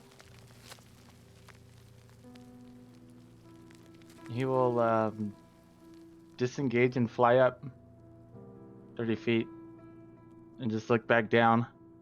Say phony baloney. I can't say it clearer than that. Why don't you get it? He's a phony baloney. He's a gnome. He's my friend. Phony. Meaning phone. Plural of fake. Baloney. Meat. Fake meat? What the hell are you talking about? Your friend's loony. Like, I know what's happening, but now I feel more confused. And I'm like, I'm with you. Lavi, it is your turn. Just gonna stare at, like, Zilloff for a minute, just try to, like, process what he's saying. And while Char's grappling him, am I able to take, like, a step away? Or does he still get... I always forget with grapple. He doesn't have a weapon in hand. If you're concerned about an attack of opportunity, he can't take one right now. Okay, I'm gonna kind of go behind my muscle friend here. I'll be like, so okay, phone, like, I mean, he's right, but he's wrong, but he's also right. Like, phony baloney might not be the right word to use, but like, basically that fungus is like a mind control thing, and your friend is in danger of hurting you and us. So it was in self-defense. He was getting a knife, and she's just trying to, like, talk Taki down. You can make a persuasion check at disadvantage. He's a little riled up right now. Okay. Oh. Okay. Not bad. He says, if y'all's got a way to help my friend, then help him. And this is all water under the bridge. But I don't trust that fellow. You keep him away from me. Okay. Do we have a? I don't think. Does anyone know how to cure things? So one thing to remember: every member of the adventuring party received a potion from Dr. Chernov that he synthesized. That now you don't know necessarily that it would work here, but it's a potion that either cures the mind control effect of Zagat Moy's mind control spores, or it can grant advantage against saving throws of such a thing for 24 hours. So it's Okay. so you have something that we do. Okay. that maybe works. I will sacrifice mine to try to help him, because I don't want Taki to swing a flail at us. Okay. So we can take a little creative liberty here with initiative. Do you want to move forward to try to give it to Wanalon? If I still can, yeah. Okay. As you move over there to attempt that, he's going to try to take a swing at you with that knife that he's got. Mm-hmm.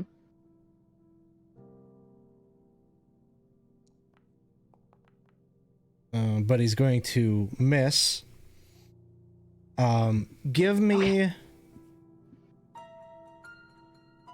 a medicine check as you try to administer the medicine. You're basically trying to like make him ingest it, kind of get it into his, give medicine to an unwilling patient.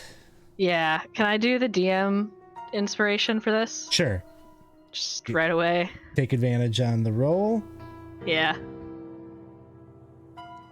Rolling. There we go.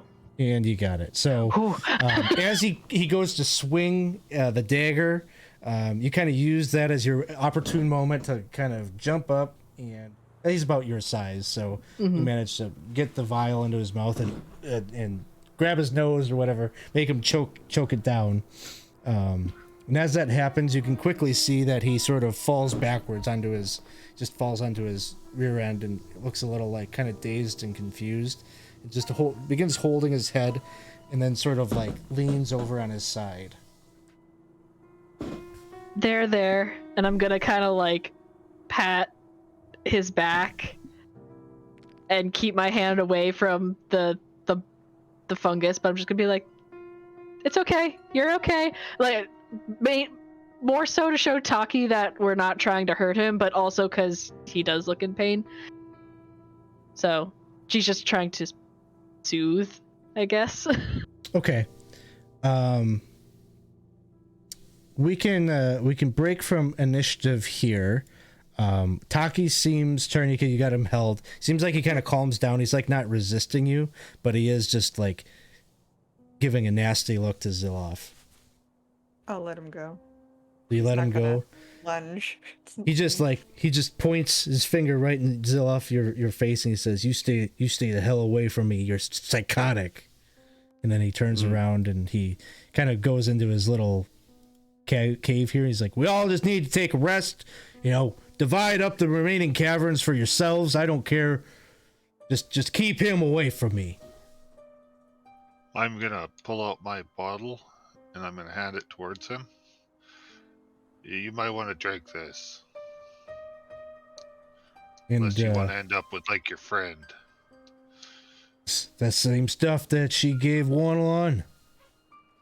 Yeah. Well, Wanalon, how are you feeling there?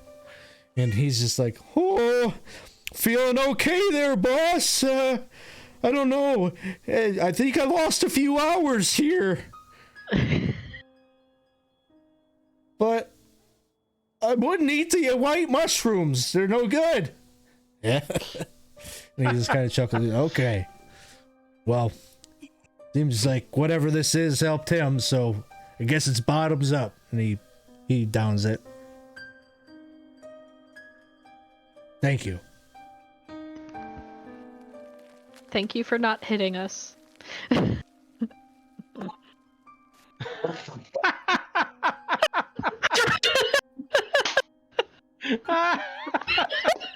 Somebody clip that.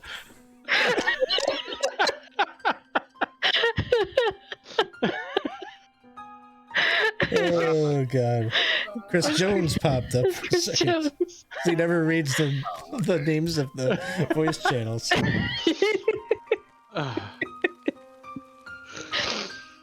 So That was awesome. So the two of them retire into that cavern there. Now you all attempting a short rest or a long rest? I would like a long rest. Long rest. All right. Long rest. Tarnika, are you gonna drink yours? Yeah, if we're gonna do a long rest, I'm gonna drink my potion as well. Okay. So I can take your name off of this list that I have. That's good. And So we know this is a poison, right? Not a disease. Or is it a disease? I don't know if you know exactly what it is. You are making the assumption that it is similar to the disease of Zugat Moy, otherwise that potion wouldn't have worked. So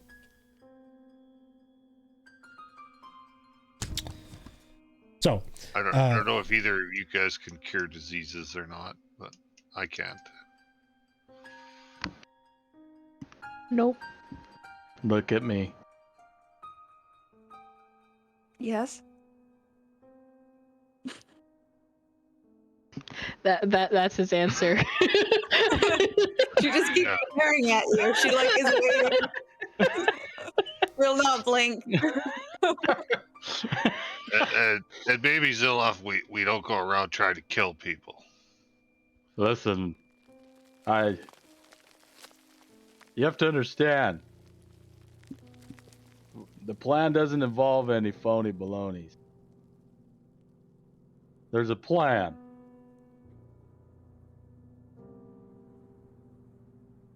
You You're were part of the baloney plan. briefly? What was that? Aren't you affected briefly? Was I a phony baloney? Never. No? Alright. You sure about that? You just normally hear voices in your Just- head?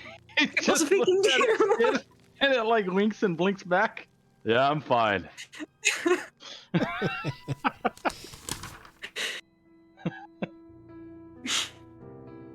All right, I'm going to sleep. Are we setting up a watch? I'll That- keep my eyes open for the first You one. got one hit point. Listen, I would if I'm telling you if I just didn't think I didn't think that we should give up we're all part of the plan, you see. They may not be. It was important that we keep those for us. It's important that we keep people alive. They can help us, and if I'm not even gonna go there. Never mind. I can take the first watch if you guys wanna get some rest, and then I'll wake someone up. All right. Are you feeling okay? I got one more hit point than Ziloff, so I'm feeling good. I got 2 hit points in total. You let Tarnika go first. Wait, what? My connection disappeared for a second there. What are we doing? We're sleeping? Do you want to go first on watch? Yeah, I'll go and watch first. I'm feeling pretty Okay. good. Because these two are pretty beat up. Yeah. Yeah. So Charnika's first. Who's on second? I'll go last. What's on second? No, just kidding. Sorry. You're on second. And Ziloff on third. Yeah, I'll go last. All right.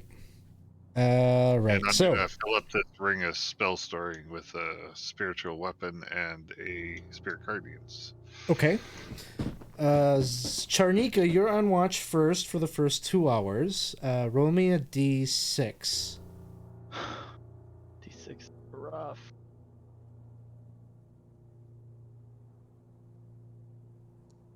They're totally a reward, right? You're just waiting for It us to could get the be. right thing. You get rewarded with an Gold. encounter Free. of some kind. Maybe Oh, it'll be boy. another friend. Maybe you could have a third NPC. Nothing Wow. happens in the 2 hour. Anything special you want to do during your 2 hours of watch? It's just dark. You kind of hear sort of ambient noise throughout the.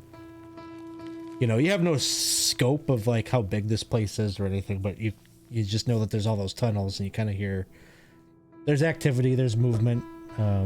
Far away. It kind of echoes through the halls. Yeah, I'm probably not moving anywhere during the 2 hours, but if my dark vision is decent enough for it, I'm gonna just take out my book of stories and read to try and calm down from the battle.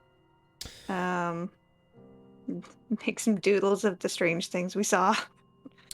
You kind of get lost in all of that as you're kind of daydreaming of simpler times before coming to the temple, and then maybe you're sort of startled awake as Lavi comes to take her watch.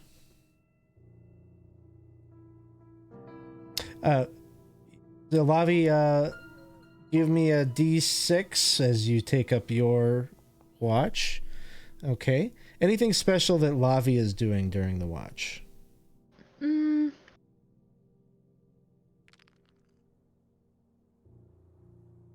I feel like she'd be kind of like very, very quietly just like humming. Either humming or maybe like taking some pebbles and like stacking them and like building things with them. Because she mostly needs the torch to be able to see out, so she's like doing watch, but she also realizes she's probably not the best watch option. So she's just kind of keeping herself occupied like that.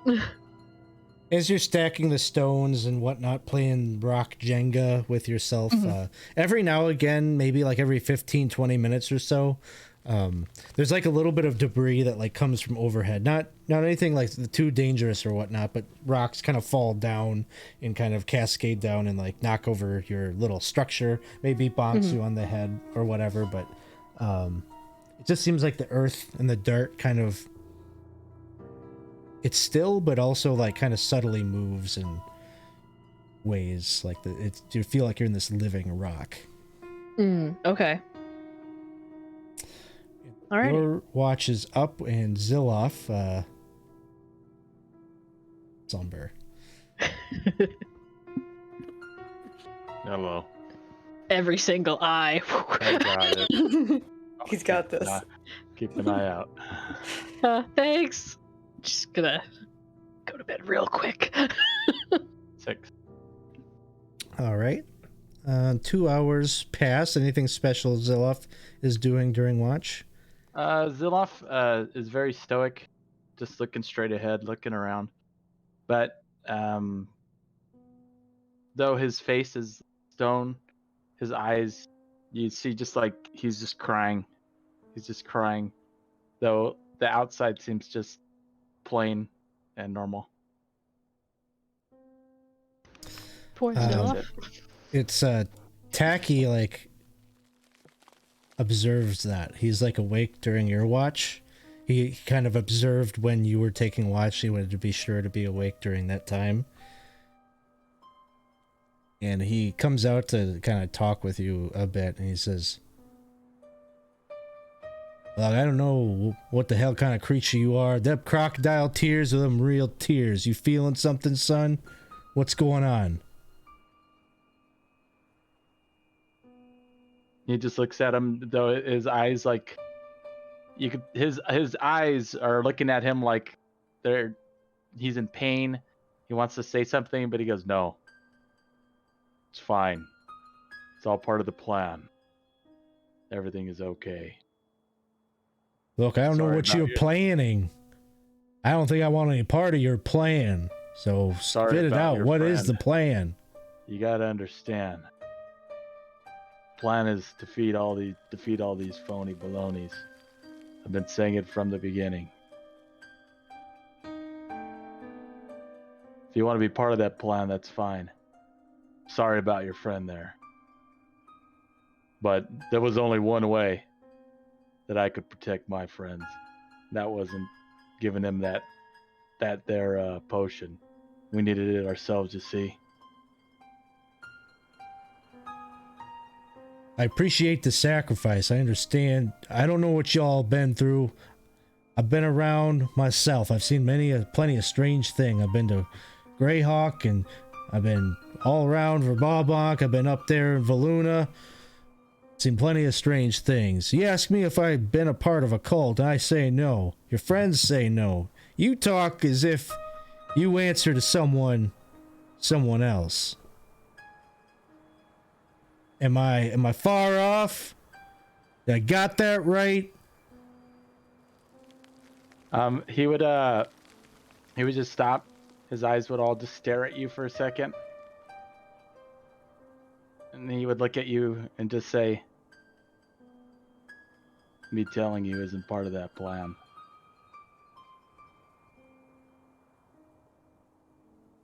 Part of the plan to get the hell out of this rock? Well, we're here to get rid of the phony baloney, you see. We need to find a node.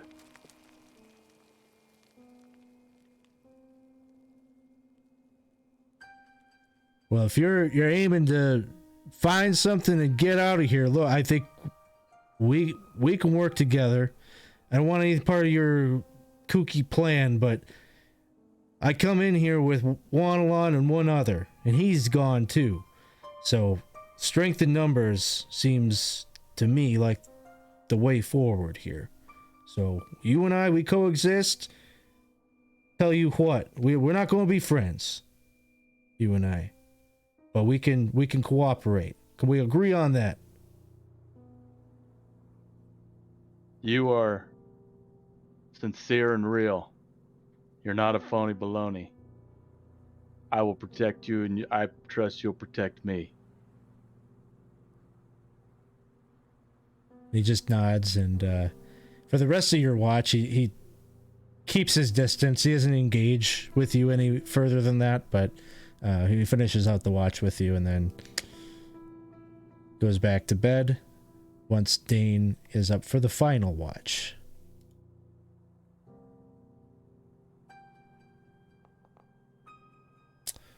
And is there anything that Dane is looking to do during those 2 hours of his watch?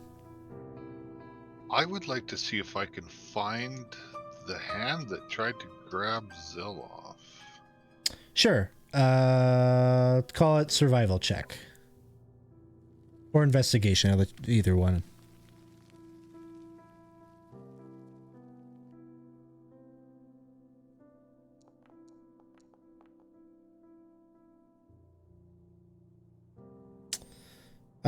You feel like it was like somewhere over here.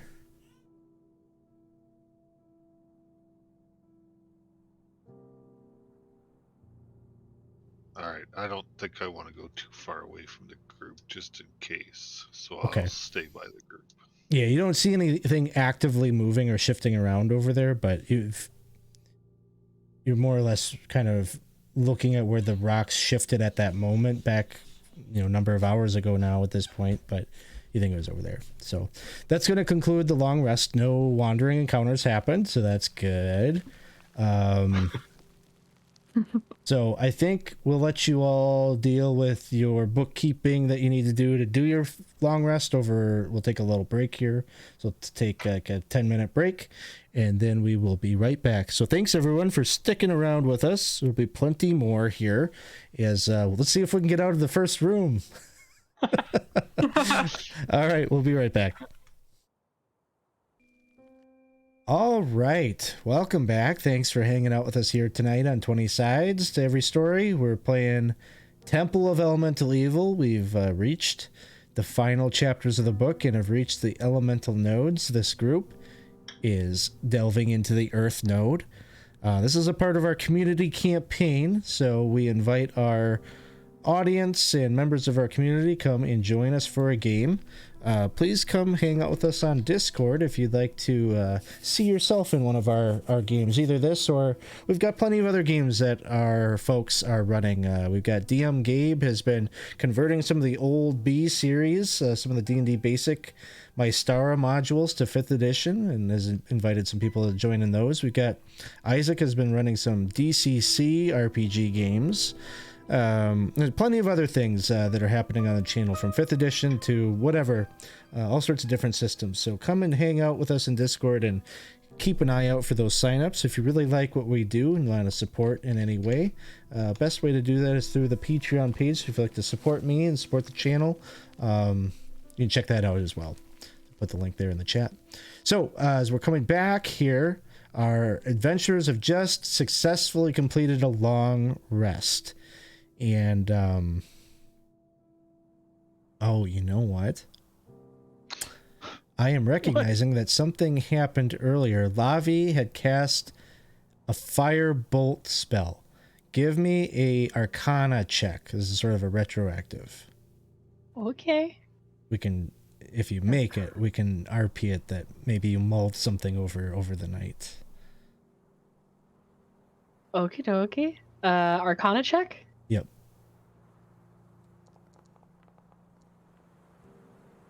Okay.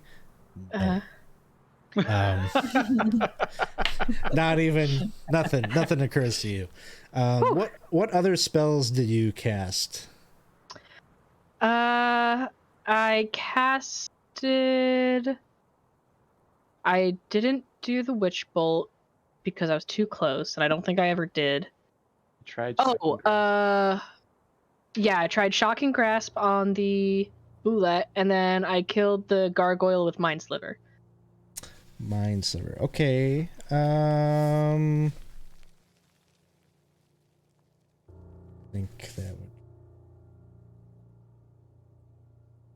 Now I'm scared to cast spells. This isn't good. That's the only thing I can do.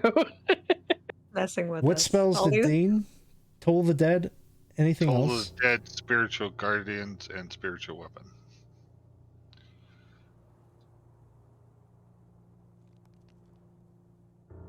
No.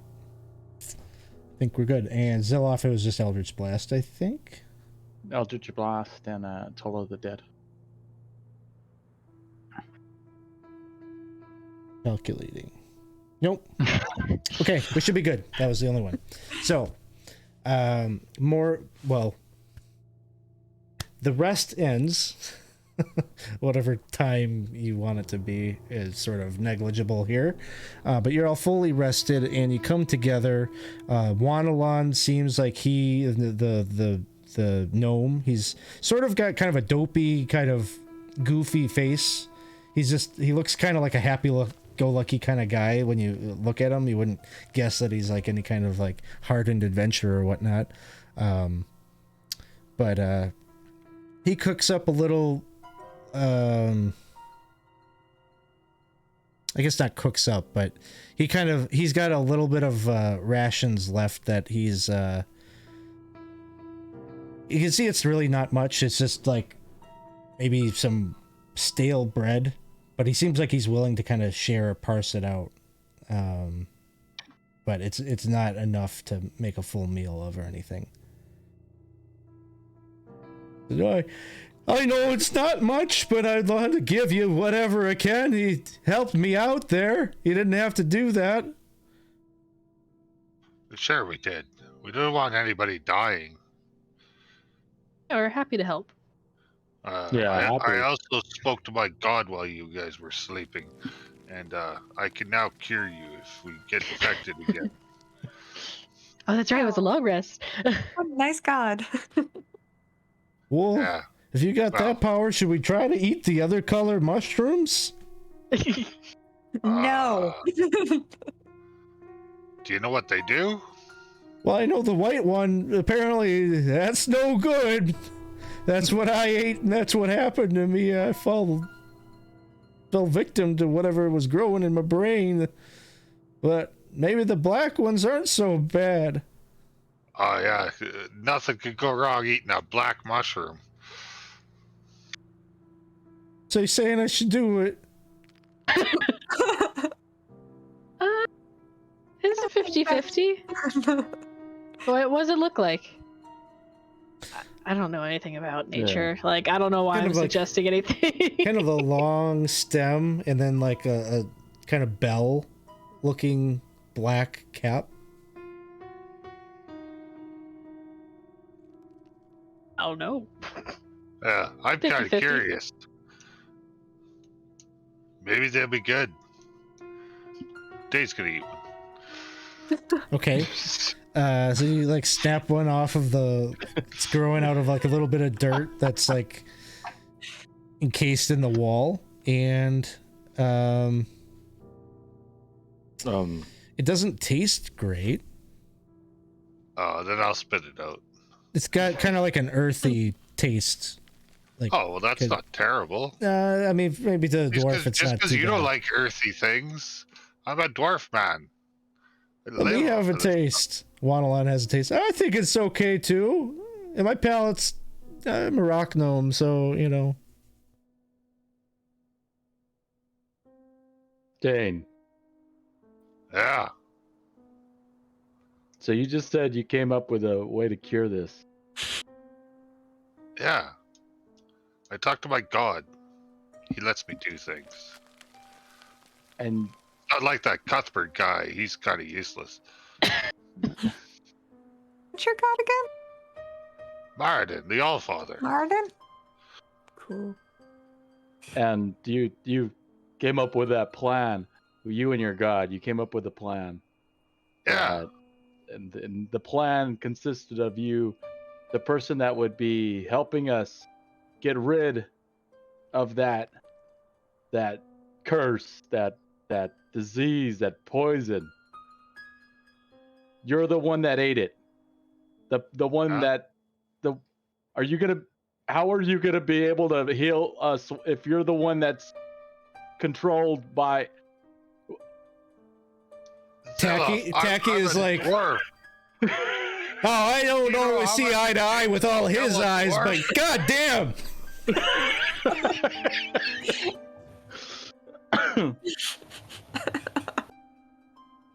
Well, you haven't fallen over yet, so I guess it's no problem. Does it taste good? You feeling good? You feel your stomach's full? You feel nourished? Yeah. Feels good. So you can confirm for us that it's not poisoned at all. I can't confirm that. I'm pretty hardy. It might kill you. Do you want me to try? Then you can heal me if something goes wrong? Sure. Because I'm not hardy. I'm the opposite of hardy. I'm quite frail. Hold on. Let me. That's not part of the plan. Why are we all eating these mushrooms right now? Hold on. This is not the time to be getting experimental. Tacky is just like, now I understand Wanalon wanting a bite. We've been down here for a few days, but you just got here. I don't know. We need to be resorting to that already. If anybody's got to die, helping then you. it certainly should be the dwarf.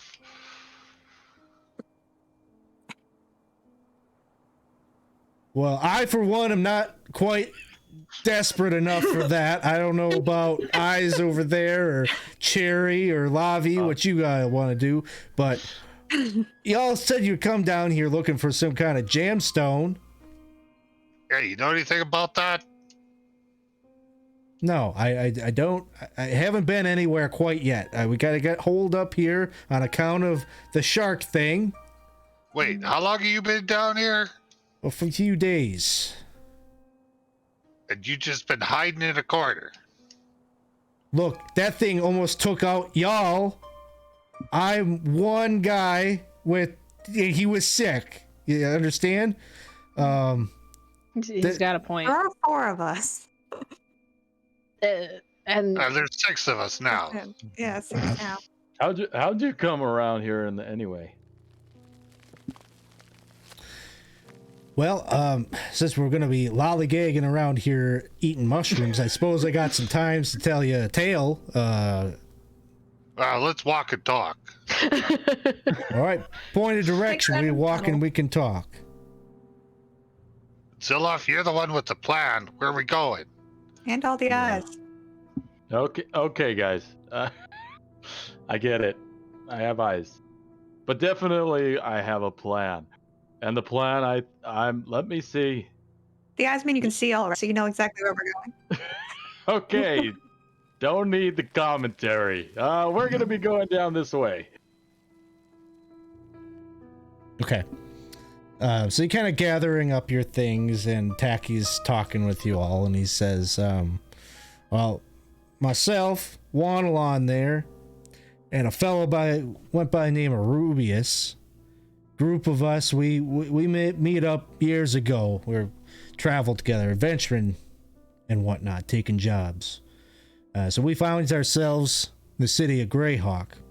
Take up a job with Lord Mayor there, Gaspel. Seems that he's got some trouble with the Scarlet Brotherhood. Not sure of how familiar you are with them buggers, assassins and rogues and whatnot. For that. I thought we were walking. Sorry, I didn't realize that we were. Yeah, we were talking and walking. But I can roll you into that initiative. So he's No, you gotta- walking. They're backing up their stuff, so unless you're like leaving them, you know. But I mean, if you don't want to hear the story, that's fine. Oh, he's okay. I didn't realize he still had to pack up some stuff. Okay. So you're listening to his story or not listening to his story? I'm fine either I'm way. listening. Okay. So he tells you that they took this job from the mayor of Greyhawk, and they were to track down a member of the Scarlet Brotherhood. They did so. They traced him to a brothel in one of the seedier parts of Greyhawk. They weren't able to capture him. Kind of a common thing for the Scarlet Brotherhood, if they are to get caught, to ingest some kind of a poison or whatnot, and make sure that they don't get captured. So they did. This fella that they tried to capture on this job did so, but he had a book that he kept, and it had all sorts of writing in it that was all in code. And he tells you, Rubius, he's a smart fella. He's a wizard, trained at the academy there.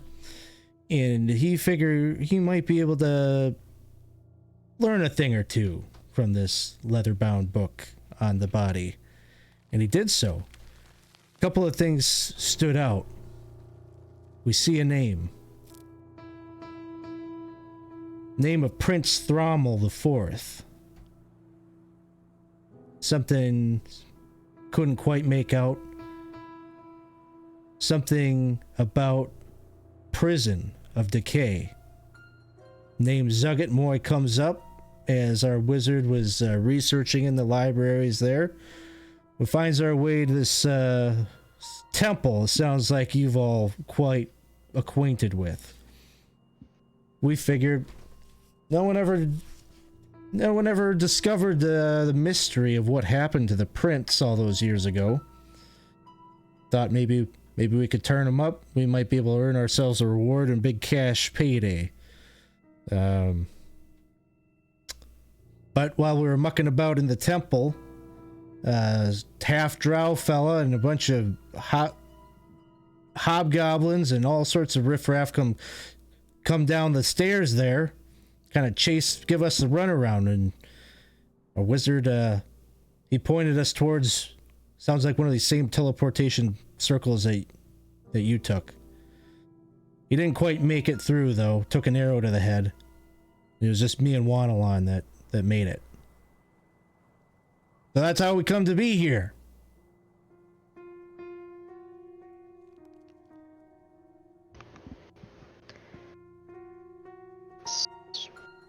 So you know of Zugget Moy, the phony baloney. Well, I don't know too much. That's what Ruby has said, that this was the place. Some battle some years ago happened. Bunch of nobles and people lord over the common folk imprisoned her in this temple. I don't know too much about it, but that's what he say.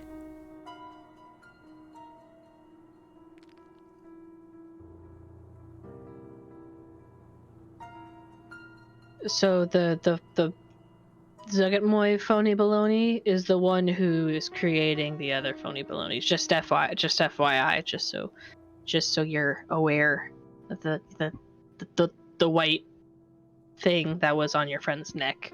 They're the cause of that. He points over at the boulette. That's all. This demon. The chunky white, yeah, that thing. That yeah. Why did you call it some phony baloney? Sounds like not a big deal there, Zilloff. Fake meat. I said it was fake meat. That seems pretty like a big deal. You know, your words carry weight. Fake Call it a demon.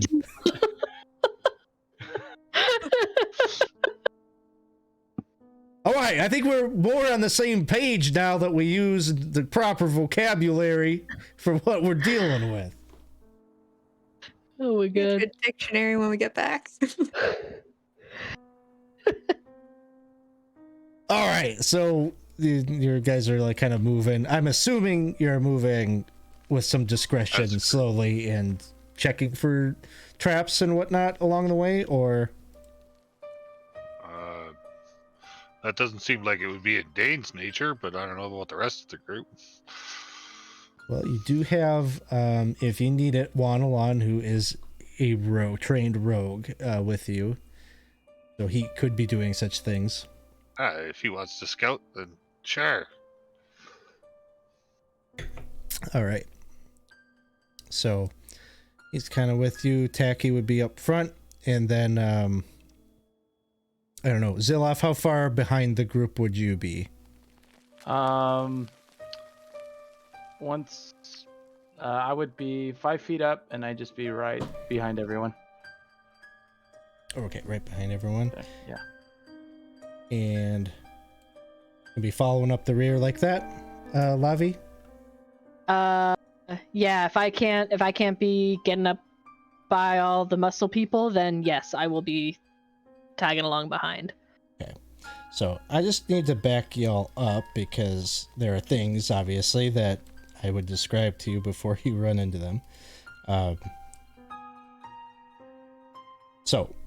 As you're coming down the tunnel here, probably right as you're getting to the end, and it seems to kind of open up and branch outward, you can hear from over on this side some kind of it sounds like almost like a chisel into the rock and a hammer on a chisel, kind of over and over again. Just that ping of the metal on metal, and then stone kind of crumbling away.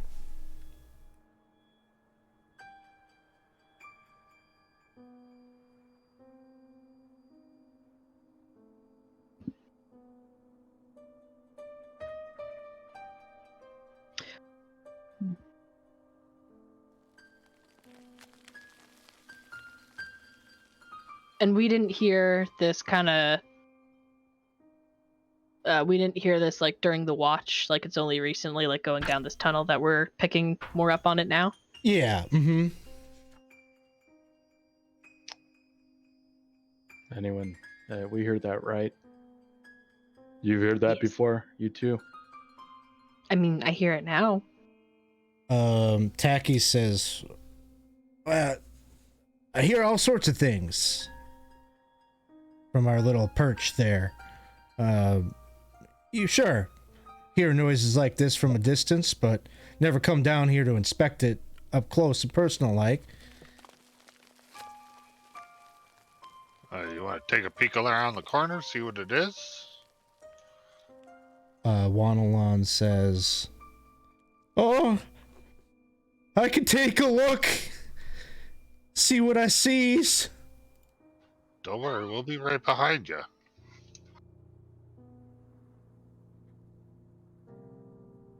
He'll make a stealth check. Oh, Peeks around. And then he kind of comes running back pretty quick and he says, "Big guy. Giant. Tall. Very tall." I'm gonna point to Taki and be like, him or like, "Oh, twice as tall, maybe bigger."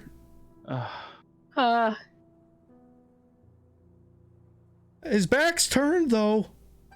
I mean, maybe we can sneak past without him noticing. Or we could go the other way. Or we could go the other way. I'd be okay with that, too. What's down there? What, down here? Yeah. He goes off into the distance. I just worry that it's a circle and it's going to come around to the where we were.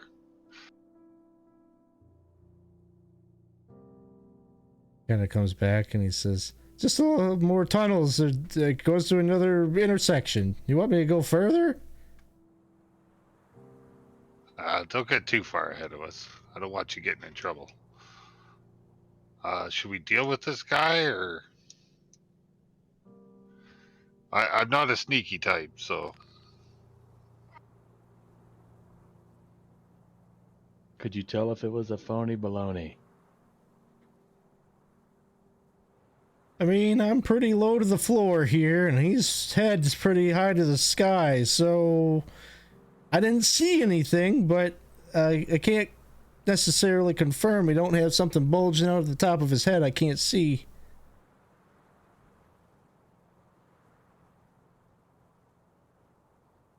Yeah, he might know where we're supposed to go. Either way, I mean, we're gonna have to deal with this guy anyway, right? Might as well now, while we're feeling pretty good, than later, when we're trying to get out of here. No, we're not going in there trying to kill him, though. We're just gonna go I talk. don't know. Are Phony you good at baloney. talking, Zilloff? I'm not bad at talking. It's not the issue. Alright, well, let's give that a shot and see what happens. We need to find this gem. We have no idea where it is. This place seems huge. All right. So go ahead and move out if you would like. And I mean, Taki will go out there with you.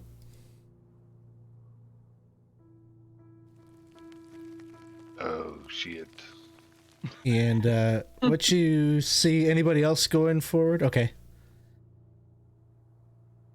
So what you see there, at that juncture, is there are a number of tunnels, obviously, that lead off of this juncture. The entire cave here is a jagged mineral formation, metallic in color, especially down kind of like the southern side here, like over here and kind of in here is just kind of like bands of silver and other like precious metals seem to be like little like ore deposits all around. Up here, where the back of this, now that you can see the person or the giant, it's a stone giant, blue colored skin, and clearly a female wearing some fur hide and whatnot, with bald head, his shaved head. She's got a chisel size for a giant with a hammer, and she just seems to be very kind of carefully kind of hitting at it. And there's sort of a mural that is being carved into the rock there. Some images that she seems to be some sort of an artisan and taking very careful care and a steady hand. It appears to be the depiction of some kind of like almost like fire, like meteors or something, like cascading down onto a city. And it's sort of divided by the left side of the hemispherical cavern. There's like a left panel and a right panel. It looks like two different kind of scenes of sort of like the same phenomenon of this like fiery rain burning down onto this city on the left, and then like a different city on the right. I did upload a couple of images to kind of sort of illustrate what you're seeing. So here's on the left side.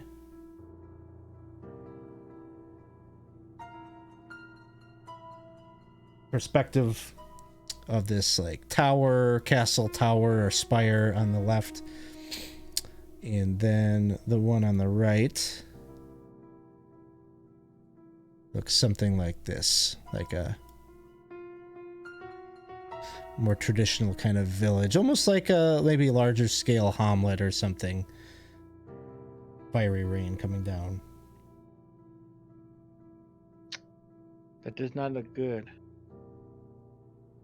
And she doesn't seem to take any notice of you as you like kind of move into the chamber here.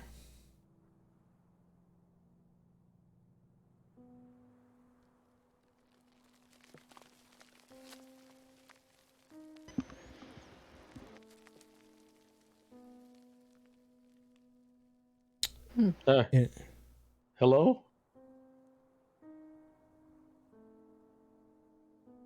And she just like kind of like does a shh as she continues to kind of hammer. We shouldn't bother her. Is that a prediction of the past or the future? She says, "This here is a reflection of history. The invoked devastation long time ago, before the great migrations happened.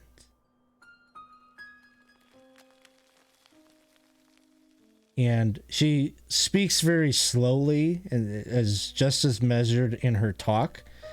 She's kind of like beginning to like go get into it with you when you hear kind of some rumblings behind you. In this little cavern just to the south here, you kind of hear like kind of like the crunching and breaking of like mineral. It's these two crystalline creatures kind of break free from the wall and form into these sort of scorpion-like creatures that are completely composed of crystal. And this first one here does take a shot at Dane. And I'll use my DM reroll. Don't do it. See if we can Can't help hit that Dane. out. No. So you just see like as it's breaking free from the wall, its little tail, its scorpion-like tail kind of shoots out a missile of crystal that goes flying out and like hits your armor. And that's that. And thank you for the DM reroll, Casey. And with that, I think we will go ahead and roll initiative. That last reroll was a dud. I think it's fine. Oops, 1 second. I screwed that up again. Oh, sorry. Let's see. Oh.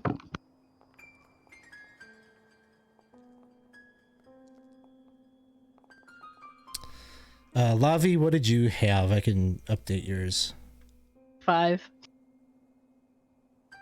And what was Zilof's? Zilof's was a... I believe I rolled. Let me see. Oh. I guess it didn't come through. Would you like me to roll again? That's fine. Okay. Either way. There we go. 4. All Initiative. right. So Solid number. Dane, you're up first. You're the first to react as this thing just tried to strike at you. That makes sense because it just hit me with some kind of crystal thing. I will move up. Oh, can't move. You got the game paused. There you go. You can move now. Thanks. And I will hit it. Because I'm guessing these things are not something that we can talk to.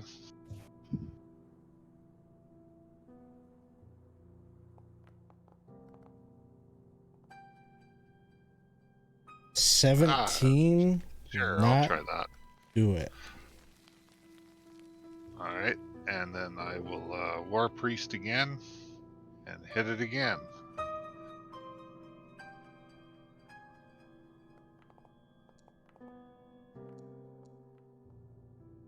That one will hit. Right, and I will dump 3.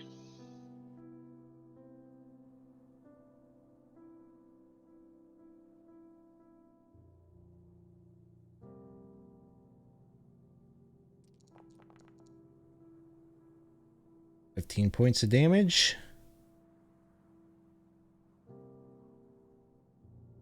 Boom.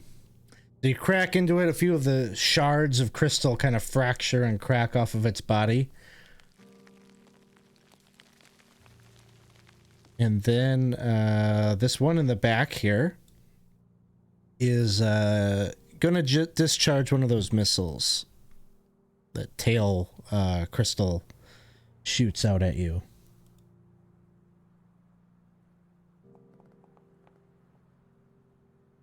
Gotta use a reroll.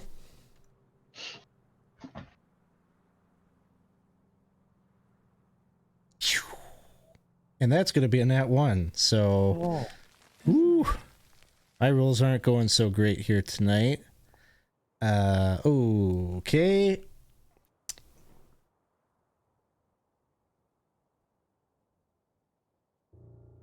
I re-roll the attack, but the re-roll is against this one. That 20. Come on. You can do it. And it hits. So it shoots the crystal. It doesn't aim quite right as this other one is actively in its way. And it shoots and pierces through. Just like fragments of crystal kind of like scar your face a little bit as they blow right in front of you, Dane. But you see this thing takes a massive amount of damage here. It's looking pretty rough. Yeah, the rerolls are broken. They're hurting me rather than maintaining the status quo. So that's that. Wanalon is over here. And he's got a dagger in hand. I guess he would have had a rest. He would be at full. He's just gonna go and kind of tuck down around over here. Take a dodge action. Tacky still has a longbow out, so just gonna move. Take aim at this one and fires a couple of arrows out. One that will hit. 3 points of damage. This is a non-magical weapon, so it doesn't do super ton of damage. Takes another shot. And he just takes another shot, hits it, but no real damage. And you see he's kind of... If only I had a great sword.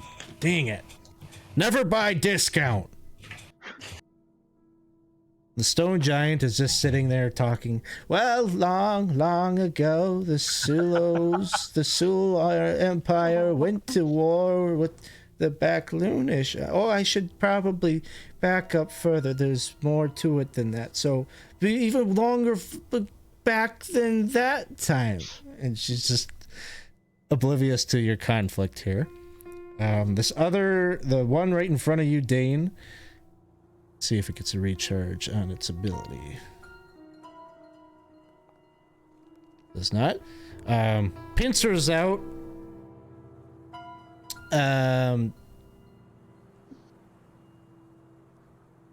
Tries to grab hold of you, and then it's using its tail to kind of like lunge over its head, or what you are maybe transposing onto it as a head, and it's trying to like pierce you with the tail.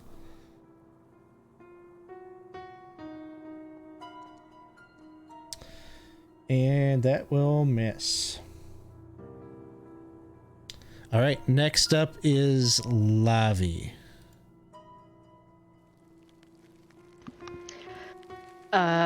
I will 5, 10, 15, 20, 25 scoot. Oh, I collide with a wall? Hold on. Whoops, sorry, excuse me. Okay, there we go. Okay, now it worked. I would like to do ice knife on the one on the yeah, but when it explodes I don't want it to hit Dane, so maybe I'll go for the back one instead. Okay. Because they explode. Okay, so roll that. That will not hit. And then did they both make dex saves? Yes. Yeah, dexterity save. Let's see. And if they make it, then they don't take damage, it looks like. Okay, 13 saves and 17 yeah, saves. they're fine. They're fine. Man. Ice Knife betrayed me. She's gonna frown, but otherwise that's the end of her turn. Sounds good. Zilloff. Zilloff is gonna peek over, go, oh. We'll do an Eldritch Blast at this guy right here.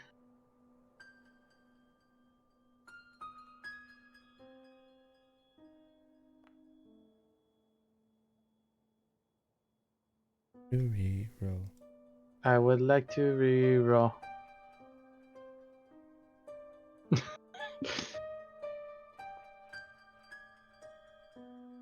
$18 to hit. 18 hits.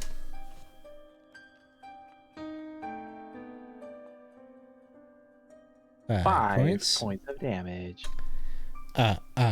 Okay. You hit, and it just kind of crushes, like the impact just like crushes some of the pieces of crystal, just grinds it down to like a salt that just drops down onto the ground. It's still up. Oh. I'm gonna float back over here, and I'll cast. Hey there, Dane. Oh, you can't hear me. I'm gonna pick up a stone and throw it at you to get your attention, and then give you a thumbs up. You're so inspired.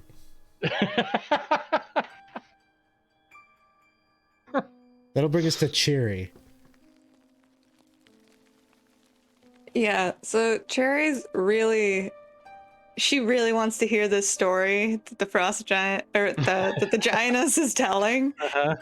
That's why she's so late to this, and she sees everyone run, and there's this moment where she's just like, I don't want to go. And then she kind of turns around, sees the things, and is like, is she able to get into this space here by walking around? Okay. Yeah, her face just drops. She's pissed. She's gonna rage and go at this thing because it interrupted story time, and she's not happy about it. I feel like if you're fast enough, you might not miss anything. Yeah, that's the hope. That's the dream. The backtracks. You might be going back before the story even started. But Yep. Let me just see where is my rage? Oh no.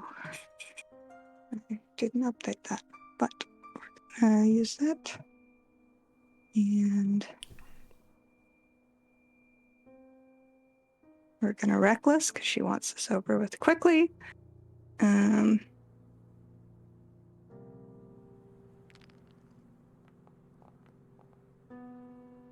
That will hit. 18. That will hit. All right. So that is 17 damage. All right, and I have to ask, is this a magical weapon?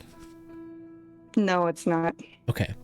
So you can, it does, despite that, it does, you manage to do quite a bit of damage, but you can tell, seems to have some resistance to your mundane weapon. But you crack off a few crystals nonetheless, and it looks like one more good swing on this thing, and it will probably shatter. It's my turn. She's even more pissed now that it's not doing much. Brings us to Dane. All right, Dane. He's going to swing away. Interrupting story time. Probably not a good idea. Bam, that'll hit.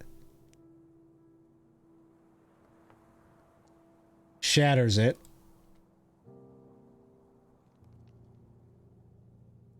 Fresh one in the back.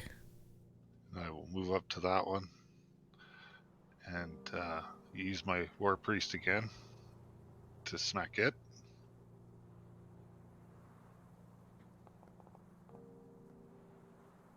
And I will use Channel Divinity to add 10 to that. All right, that'll hit.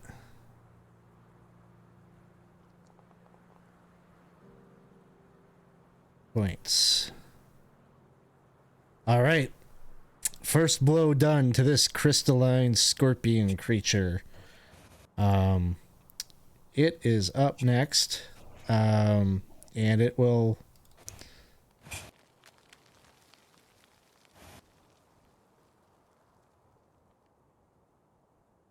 move up here.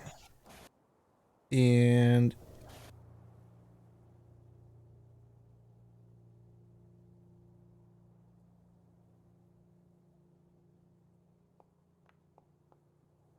it'll attack Dane. Makes sense. I just hit it. It wants to hit me back.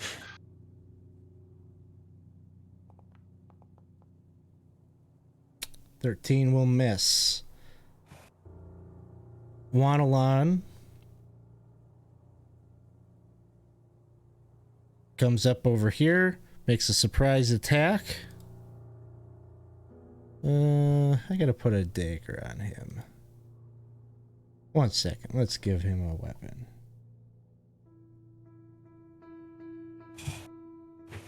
There we go.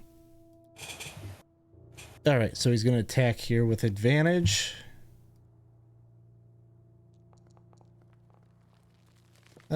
18, so he hits. Does 4 points plus a little sneak attack. Not too much. This is a mundane dagger that he's got, but manages to shave off a little piece of the crystal creature. And that'll bring us to Tacky, Tacky's gonna take a couple of shots with the longbow.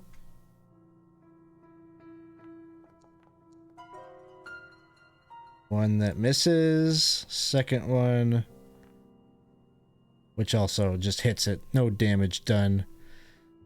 Stone Giant is still talking away as she's hitting the chisel, and she says, "Now, what you need to understand about war is that these things, they go back aeons and aeons. Who can say where they begin? What matters is where they end and who the victors are. They are the ones that typically get to tell the story." But it goes to Lavi. I am going to try Mind Sliver, because that gave me good luck. So I'm going to go for Mind Sliver. So intelligence saving throw, please.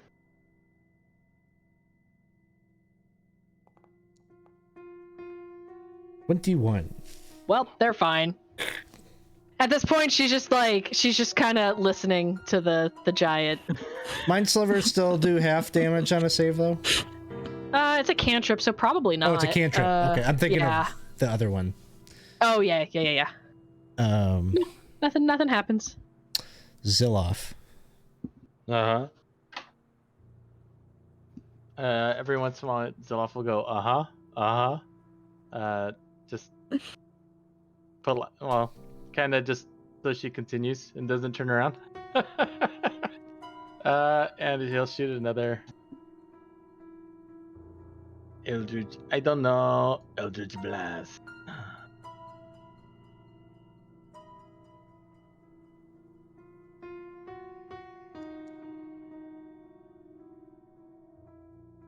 Does the 7 hit? You have rerolls. No, I don't know. I don't know if I'm not probably. I think we have what, 3 left? 2 left? No, I won't waste on that. Not yet, anyway. It's okay. Yeah, okay. I'll reroll. Here we go. Bam. All in. 17. 17 misses. Oh, I changed my mind. I'm just kidding. ouch. Oh, I was already rolling the damage too. Dang it. Oh. All right, Brings then I us move to- a little further back. Sounds good. You're a 5th level caster, aren't you? Who? Ziloff? Are you not 5th level? I'm 2nd level warlock, 2nd level bard. Okay.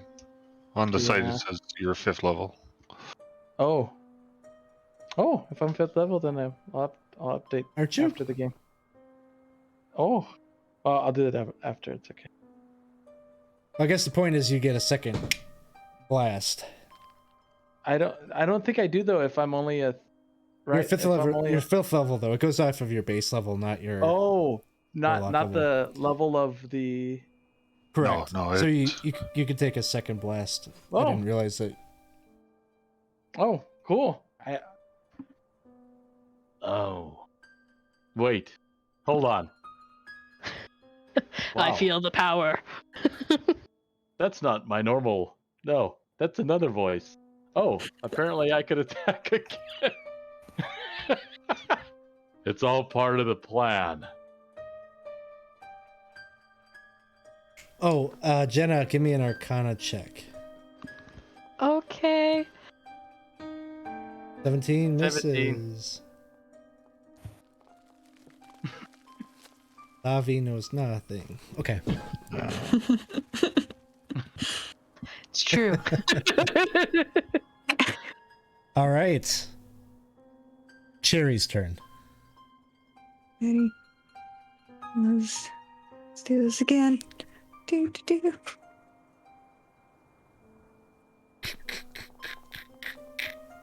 Oh. No. One last The 10. reroll if you want it. Can I try it? Can I do it? Yeah? All right. Yeah, I'm gonna reroll.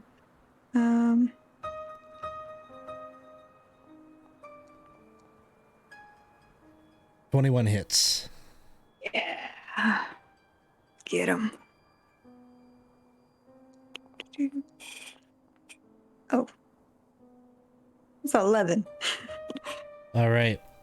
The resilience of this thing, it still takes a little bit of damage. Your axe is not used to cutting through such tough material. As you can see, it kind of little Nick. little nick or something in it as you swing it right into this diamond creature.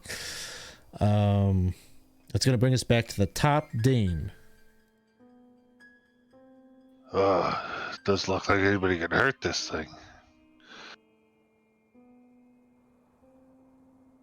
I am going to hand carry my staff, if that's allowed. Sure. Would that be my action then? We'll just call it like you're interacting with an object. Well, the thing is, Chernika's, I think, two-handed, like, swinging right now, right?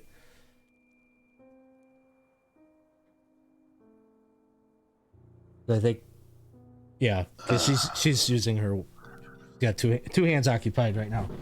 All right, I will put it down on the ground beside her. She can do what she wants with it. And then I will cast Spiritual Weapon.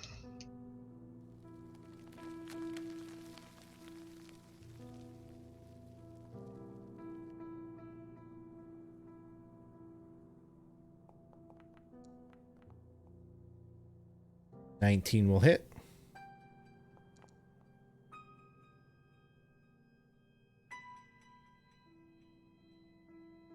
All right.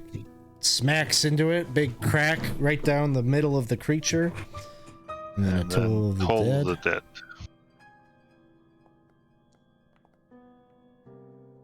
And makes it. Boo. All right. Creature is up. It is once again going to attempt. Well, let's see.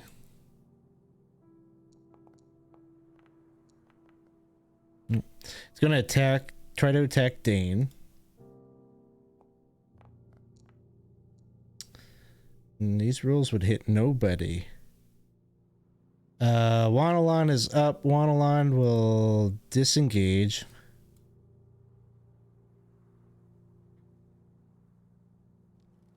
And hide over there. Tacky, he's gonna make his 2 shots with his longbow. Oop. Oh, that one hits. Shaves a few points off. Second attack. Misses. That brings us to Stone Giant still talking. Now let's introduce our main characters who are involved with all of this devastation that you see on the murals. And then Lavi, it's your turn.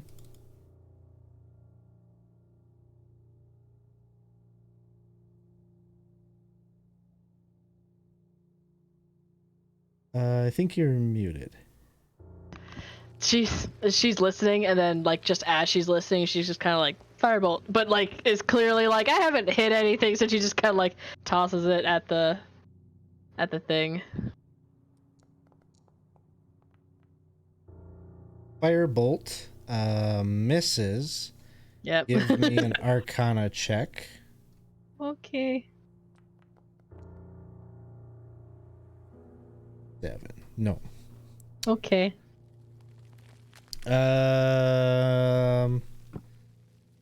That will bring us to Zilloff. Okay. Ziloff is still going, yeah, oh, really? Yeah, war, yeah. Move to be able to hit, and we're doing Eldritch Blast, I guess, twice. Hits. 19 damage. 12 points of force damage.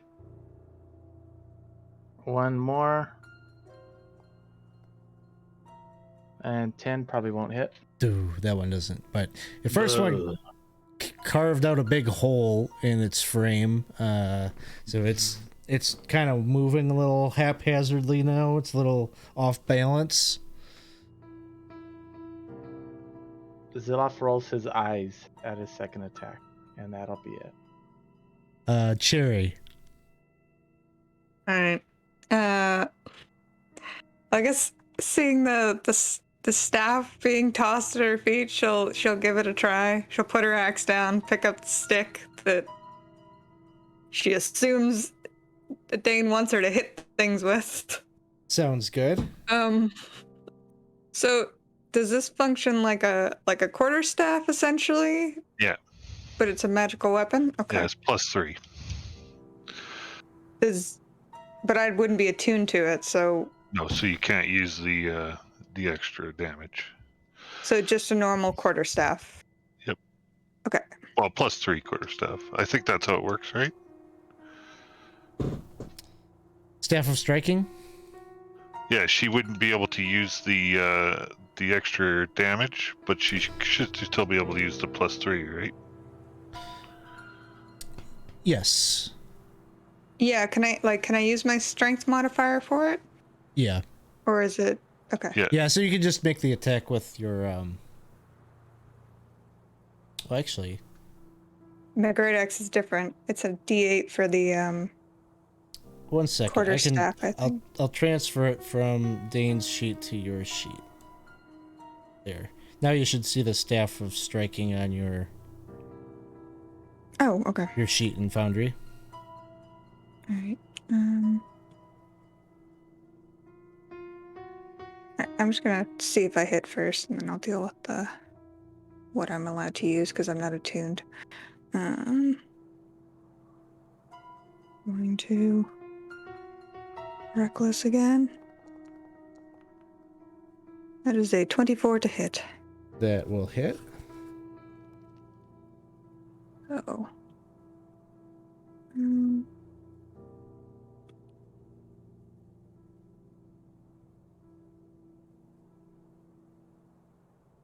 I'll just try the attack.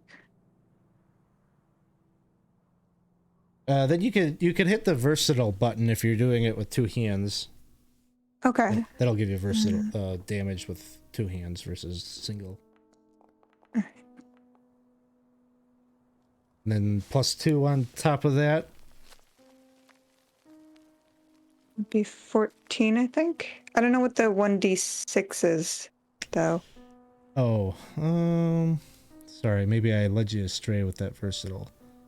It's okay. So roll the D8. So, right? So the that's d6 5. was a 4, so I can get rid of. Yeah. Yeah, so -4, so it's 10. I think.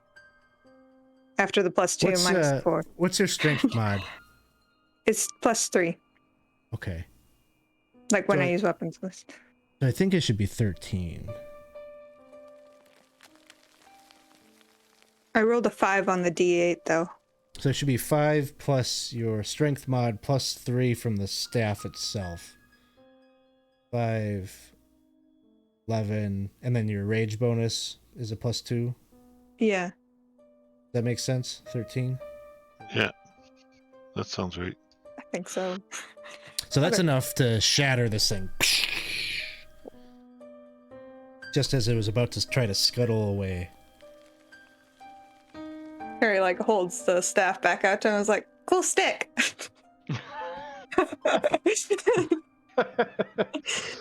And then we'll pick her axe back you can up. keep it if you want. You sure? You don't need it? I'm good. All right. She'll stow everything away in case she needs a magical item. All right. Sounds good. So, the storyteller up here is still yammering on as you conclude your battle. And she's saying, now, we're going to talk about the story. We first need to talk about a Sul wizard who went by the name of Shodast Shul Crix. Now, he is a wizard that was very learned of the planes and evocation magic and conjuration and magic missile and she just keeps listing. It's like the song that just kicks everything off. She just names a bunch of spells. Here comes the wizard. And she says, and he came to find in his possession the codex of the infinite planes. And that is what kicked off. Then he had a vision. He had these ideas, these thoughts, and he developed a theory about how to take one plane and transpose upon it another plane. Very dangerous magics. She continues to kind of hammer. She's adding some like finer details to this one fiery ball that's like crashing into like a tower or something.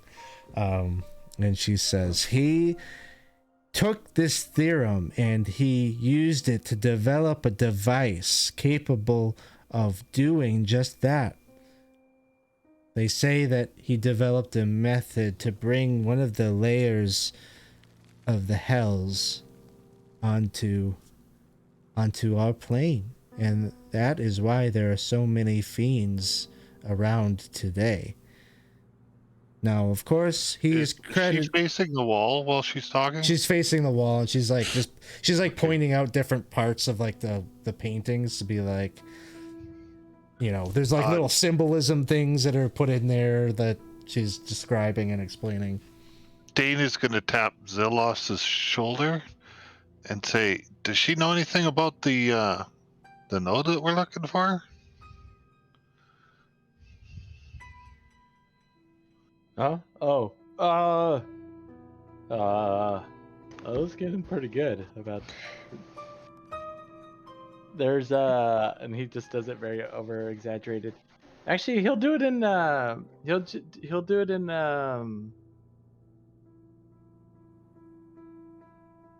he'll do it in dwarf. He'll talk to you in dwarf for a second, but like now that he's talking about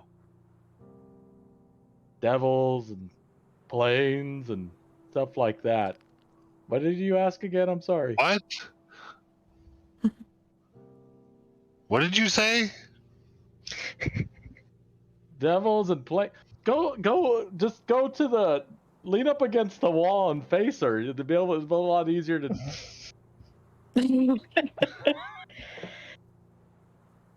I'm gonna kind of perk up and ask.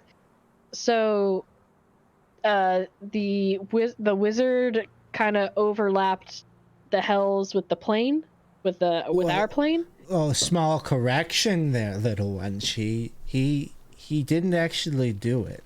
He came up with the ideas on how to do it, and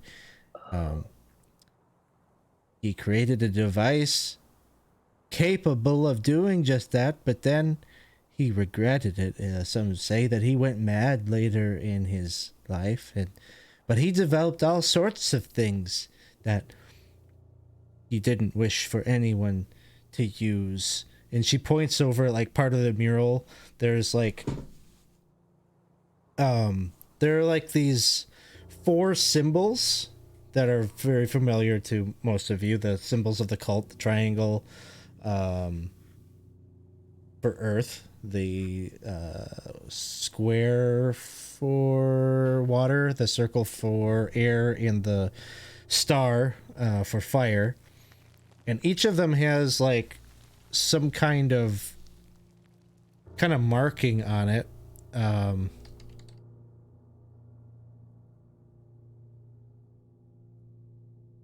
They look like maybe like weapons.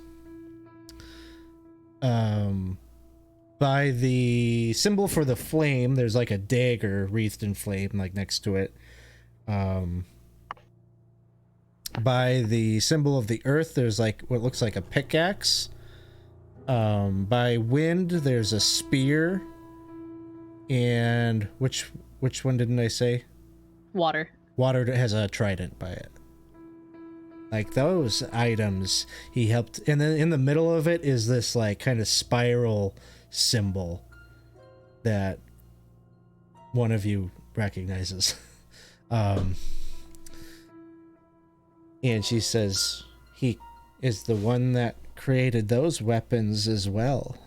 Keys to the elemental planes, said to be able to link up the 4 elemental planes to Orth. Those 2 he had sent away. But they landed in the hands of very powerful people, leaders of nations. And when the Sulite Empire and the Backlunish Empire went to war, They unleashed these devastating things on one another and created the twin cataclysms.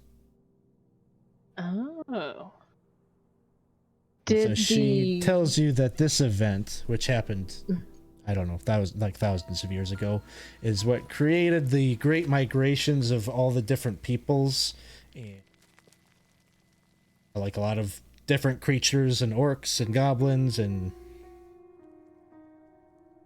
whatnot came up from the southwestern part of the world to Flanaeus, which is the continent you're all on. And it's sort of like the precursor to all of the wars that ended up happening. Gotcha.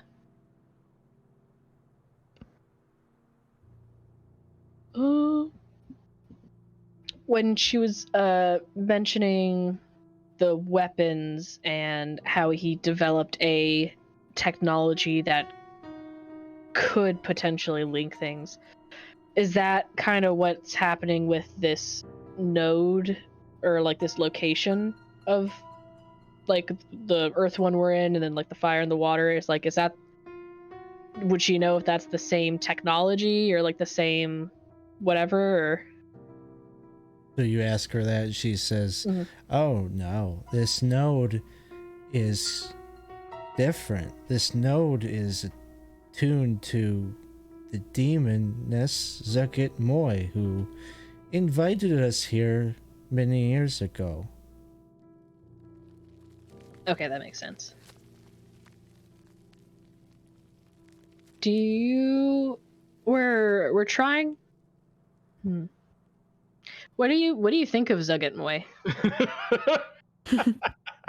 You guys gal pals. Good question.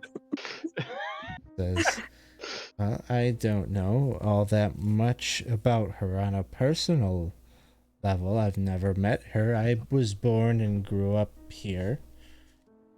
Or, I don't know, let me change that. I was a young girl. I came with my tribe when Zugat Moy invited our clan to the node. So, she has been clearly appreciator of history, that she would invite us, the dreamers, to come here to preserve the world's history in this timeless place.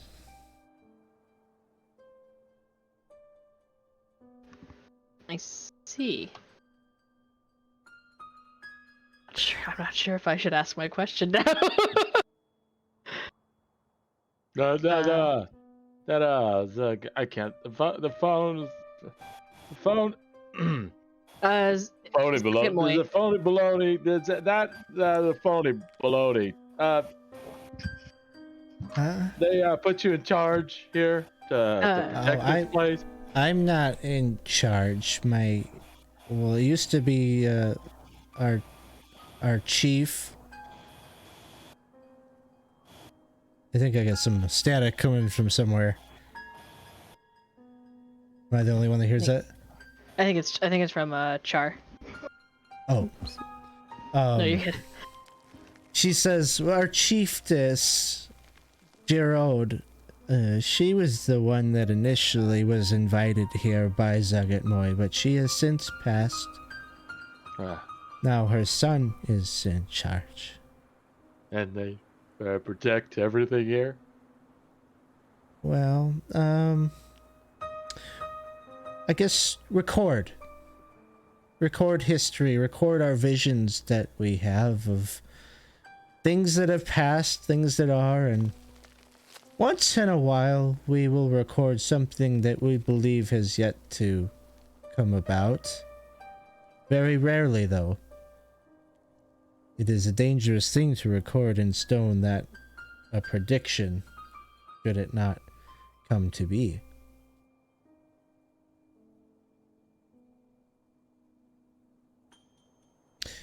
If you're looking for the one in charge, and she kind of points down in this direction, she says, you could go and talk to Bimir. Well, Do you know where the gem is? The gem? What do you mean? The node for this place. You are standing in the node. So the node is the location, but we're looking for... Does it have a name? I just know it's like Earth Gem. Does it have like a name for it, or...? Not necessarily. Power gem, I think, is what it's been referred to. Yeah. Is there a Earth Power Gem? There are many crystals and minerals and deposits here.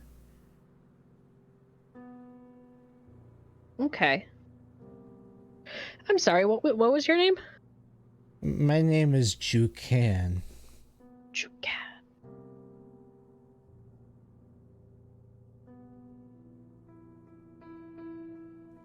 Okay.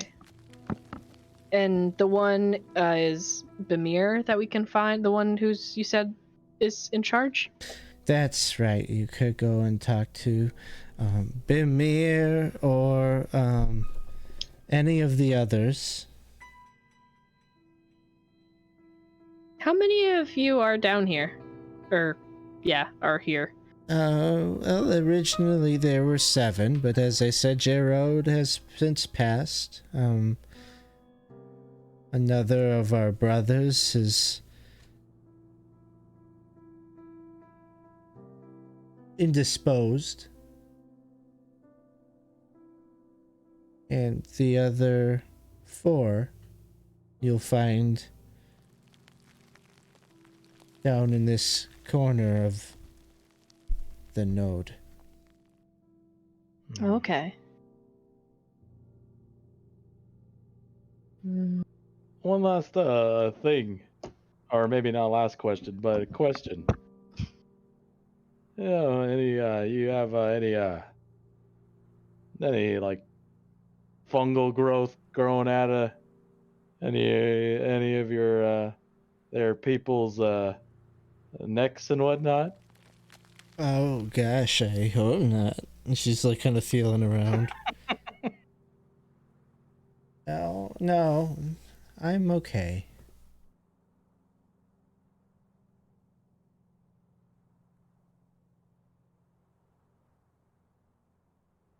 What are the black mushrooms? Are they're okay to eat? Yes, there are some mushrooms down here which are not so good to eat. And some, like the black mushrooms, are fine. We cultivate some ourselves down in our cavern. Oh, okay. Good. Okay. Is it safe way? This way? Sure, it's fine. We have a plan, you see. We have to We find have a plan. we have to find this here gem. What does it do?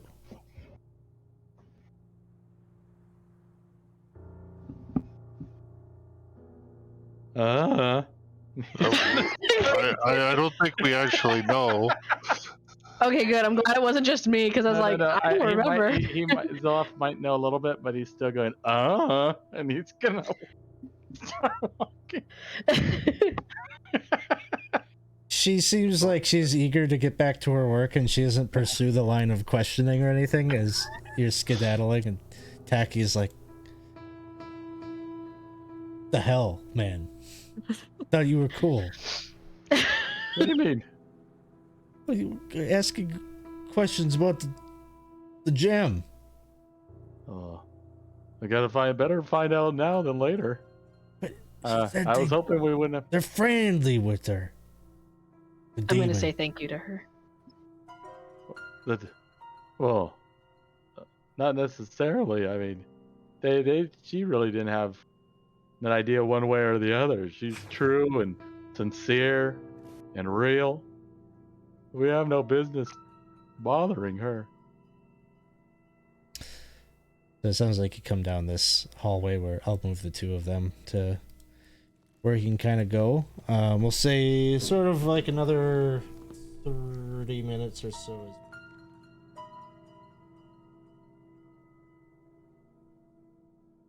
And I don't know why I'm in front, so I'm not going to go way in front anymore. I get this. So when you get to here, you can hear, like, from the southern tunnel, kind of similar chiseling sounds. And relatively quiet coming from this way.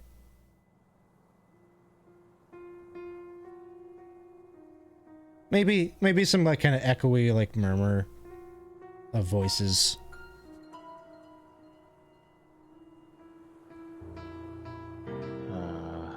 I'll take a peek. Let me just take a look if I see anything down there. No. Maybe we Straight go shot. head that way anyway. And he would point in that direction. Probably down that way.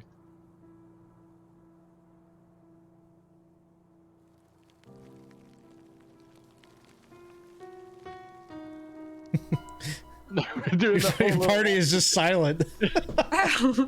I'm like, we're not planning on sneaking, right? Because quiet's not. Well, I Not our don't think we're strong trying to suit. sneak up on him, are we? Okay.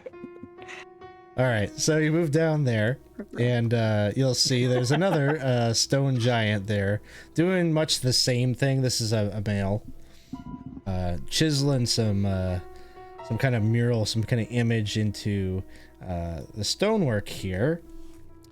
And what it is it looks to be this image of like a fiend, kind of like typical, like, kind of horned devil, who's like putting a cloak over this woman, who looks sort of like a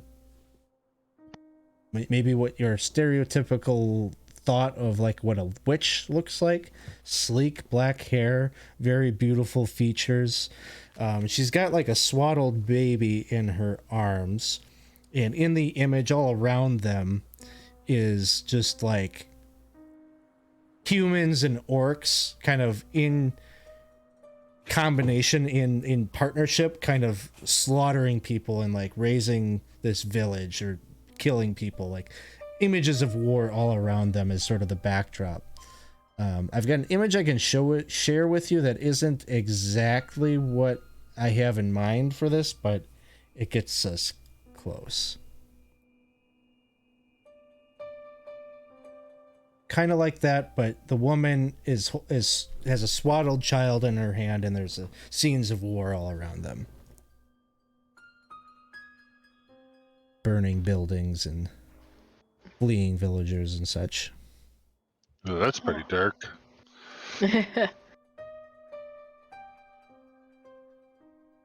Huh. Is that something that happened?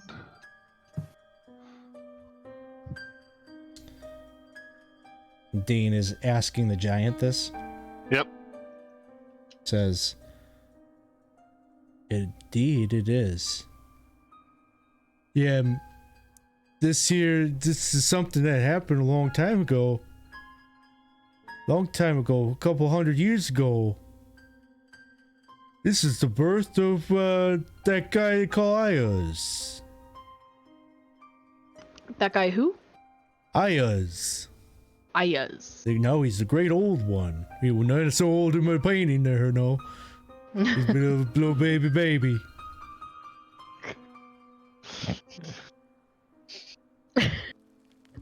Star Wars? Are we gonna go there? Is that where we're going? This one? Are we? Yeah, I love devils and witches and stuff, yeah. It's gonna fall right out of me.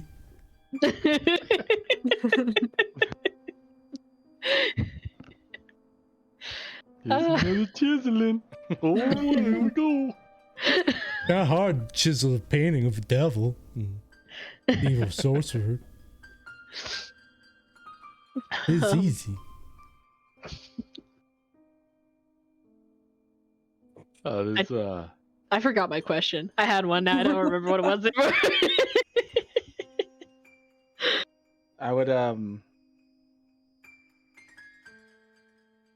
I would mouth to Dane what was being said. I just kind of not say it out loud, but just mouth it so that you'd be able to hear what he's saying too about the old man. And he'd say that was the one we met, probably. In fact, he said his name probably, so.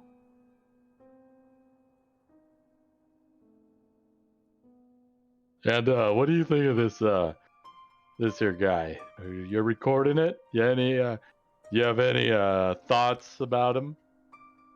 Well, I is. Well, I'm just glad I don't have to work for him. He likes going to war, and I just like chiseling, making art and paintings and all sorts of creative stuff. And he seems like he likes the opposite of all. He likes to destroy things, and I'm just not all about that, boy. So you come here, you want to admire my murals here? How do you like how I did like the disembowelment over here? See that? No. Oh wow. How's it look? It's pretty good. Like, it's pretty graphic. It's like there's like this one guy is like a spear through his middle and like intestines are falling out. He's like, yeah, I took a lot of time with that part because I really want to make it pop, you know. Yeah, What the detail?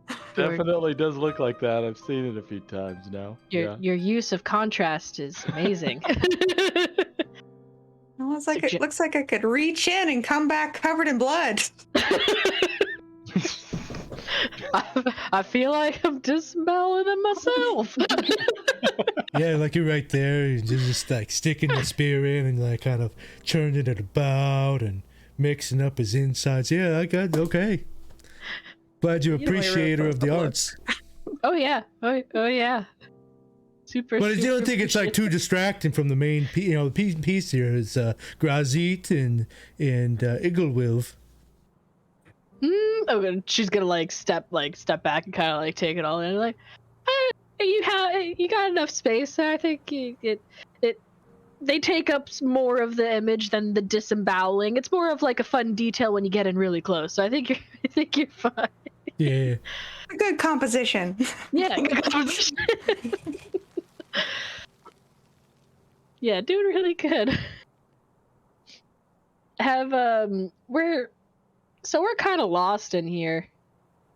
We're trying to find this gem that's supposed to be in here. It's supposed to be some fancy gem, but maybe about yay big, and I don't remember actually how big it is, but like gonna kind of like size it up. That's real small. Yeah, teeny it's really tiny tiny. gem. I haven't seen nothing like that, but we go talk to Bamir. He knows a lot of things about the node and where to find things. I'm sure he might be able to help you out. Oh, okay. You're saying I'm getting the sense you're more of a lover than a fighter, is what I hear. Yeah, that's right. I don't want to go do no fighting. That's why I come here. How about this guy that we're meeting? How is he? Well, he can be a little cranky sometimes. He just lost his mom, and now he's in charge of things. And but he's okay. He's got a good head on his shoulders. What do you think of that? I'm gonna say it again. So, can you say someone else? Please say the name. Zugget Moy. Yeah, thank you. Zugget Moy. He's Zugget Moy. Zugget Moy. Zugget Moy. Boy. She's the queen of death and decay. Yeah, I know her. She's the one who invited our people here a long time ago. Decades ago. What do you think of that? Ooh. Well, she gave us this whole place to kind of chisel out and make a big piece of art. So, yeah, kind of appreciate her for all that. Mm-hmm. All right. Oh, what do you think of her? Curious why, if she's of death and decay. It seems strange that she'd invite people who create. I wonder why.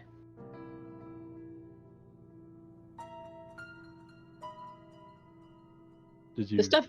I don't know. I'm just. Yeah. I might ask that out, like, to the giant, like, or just kind of food for thought. Oh, well, maybe it's because she's so much death and decay all about that, like, she wants to preserve something for future.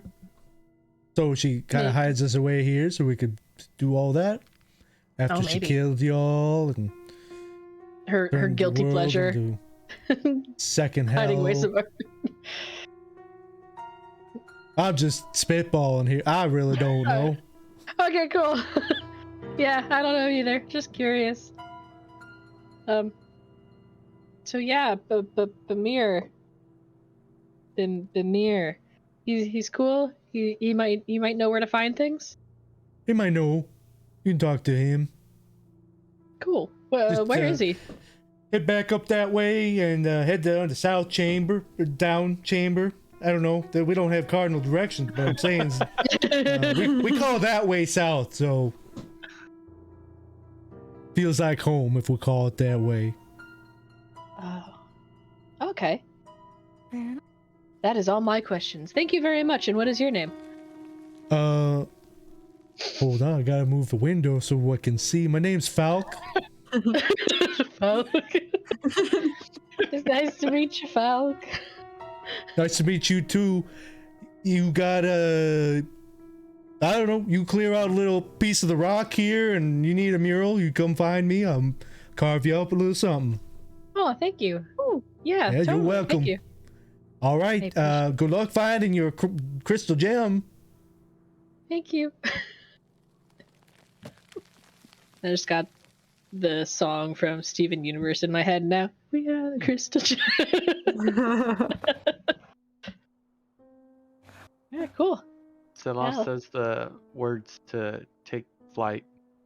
He says, Like a bird in the sky, I believe I could fly. Wanna fly? and he begins to move.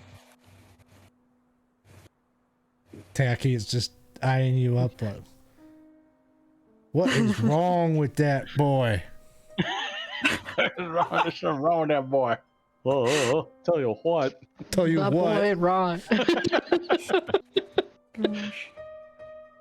So guess we're going down sad. this south tunnel.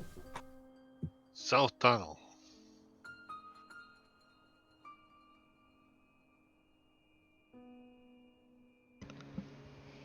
All right, you move to the south tunnel. You can put your tokens, line them up right about there. I'll give you a little description of what you see. So you come into this enormous chamber, probably rivals that of the first one where you arrived. Very high ceilings here. Again, maybe like 50 feet overhead.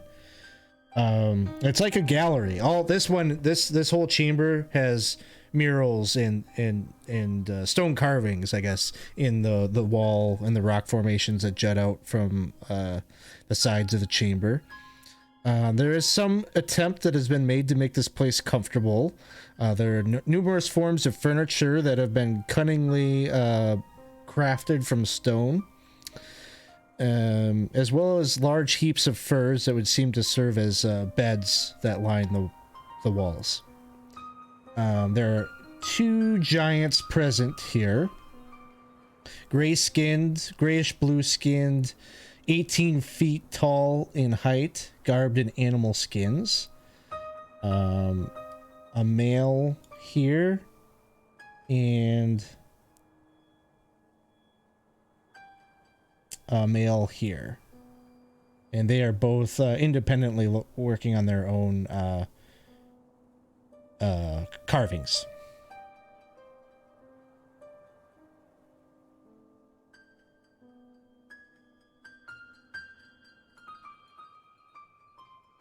Neither really takes notice of you just as you poke your heads in.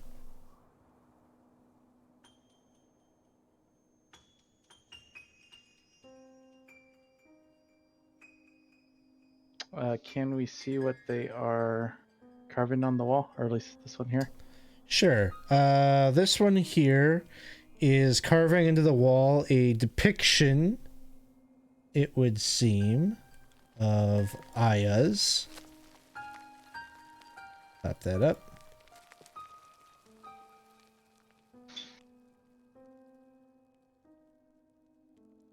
Or no, sorry.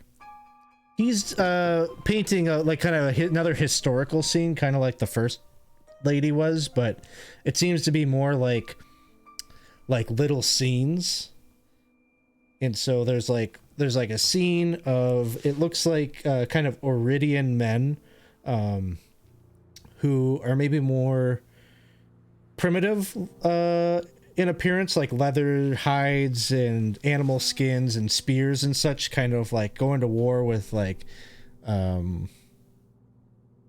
goblinoids.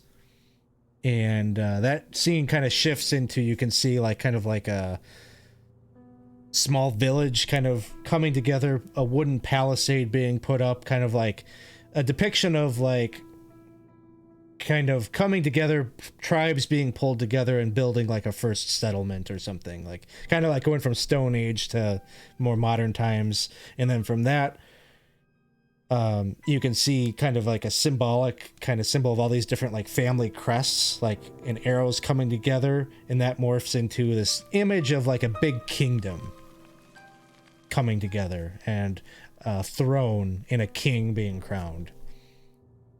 That kind of, you can go ahead and give me a history check, anybody that wants to, as you're looking at this panels of this multifaceted scene playing out.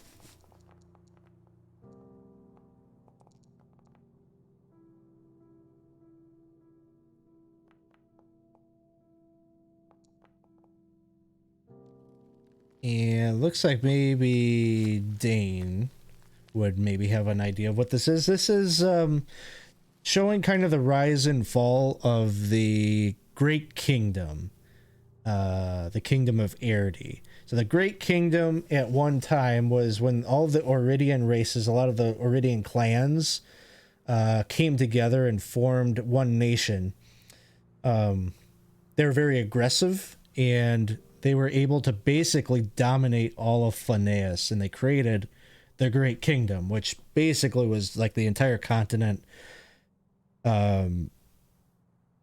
was ruled over by whoever sat on the Malachite throne in like the eastern lands, very, very far away. Like this is nowhere near where you're at right now. But at one time, the entire area was ruled by that one, the Iridians, and what's called the Great Kingdom. This lasted hundreds of years until eventually all of the different kingdoms like Furiandi and Voluna and the Shield Lands to the north, and all this fracturing started to happen. Everybody wanted their independence. All the different peoples of Flaneus wanted their independence and started to siphon things away until the kind of what is left of Aerde and the Iridians is far to the east, and it's kind of this one nation now that's ruled by like 6 or 7 houses. It's very Game of Thrones-esque. They just have control of this one little part of Flaneus now, and they all kind of, it's all civil war. And the last panel of that mural shows a decrepit looking man sitting in a throne. Pop that part of it up.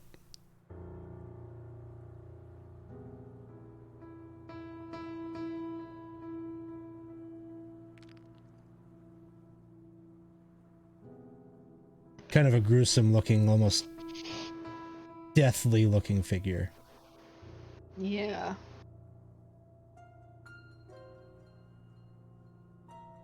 Does he bear resemblance to anyone we've seen?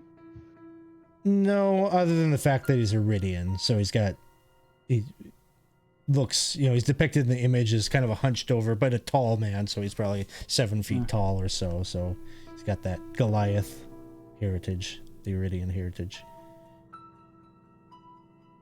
But his skin Like the is humans, depicted. they just don't live very long.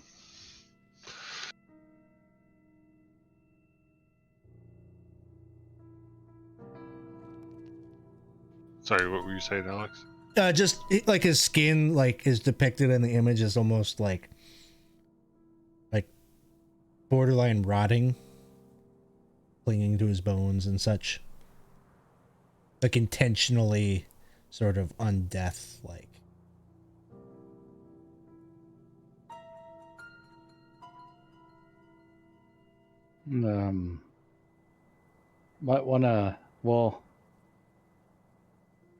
Might wanna ask who's who here? Maybe? It may the one that he's working on over here is a bit of a different scene, and definitely depicts Aya's. Okay. An image of, let me just see if I can find that.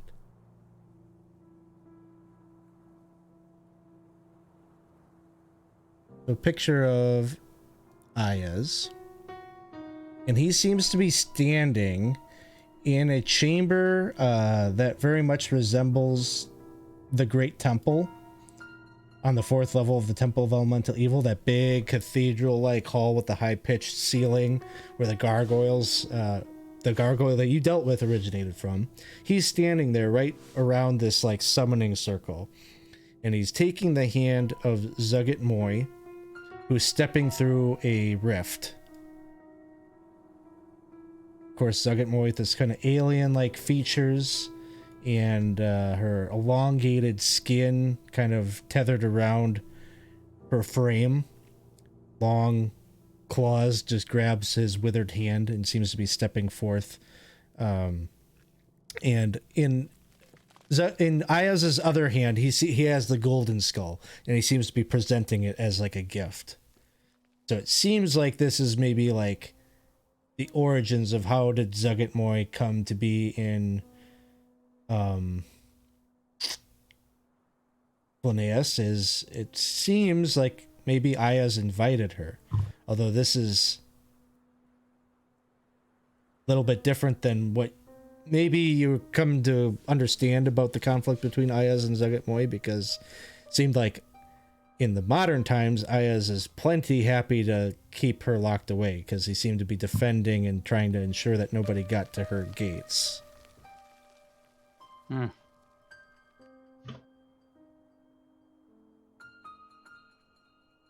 could be a rift, could be other motivations, but whatever it is, this was a different time long, long ago. Do you think Ios thinks she got stronger than him?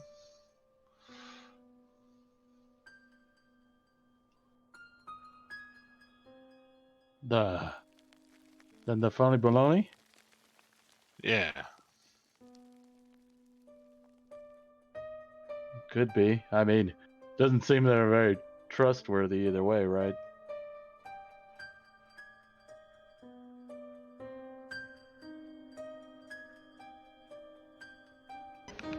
Should we ask him what he knows about the picture? Sure, if you want. Okay. She'll kind of scoot up a little closer and be like, "Hello. We're looking for Bamir." So Bamir, over here, very severe, stern face, he kind of moves forward. You're calling my name? Who calls the name Bamir? Lavi. Lavi. It's nice to meet you. She smiles, a bit awkwardly, but smiles. Why do you bother me? I'm trying to work here. Your work is actually, what I'm a little curious about. What did you see? What I see is Zuggit Moy. Still locked away, but not for long. I'm gonna make a mural to her right here. Show her my appreciation for all that she did for my mother, all that she's done for our clan. But soon she's going to be free. She's sown her spores. See, her servants are coming. I see. You come here to help out around here? Seek our wisdom? You wish to know, Zugat Moy? We do seek wisdom. Yes.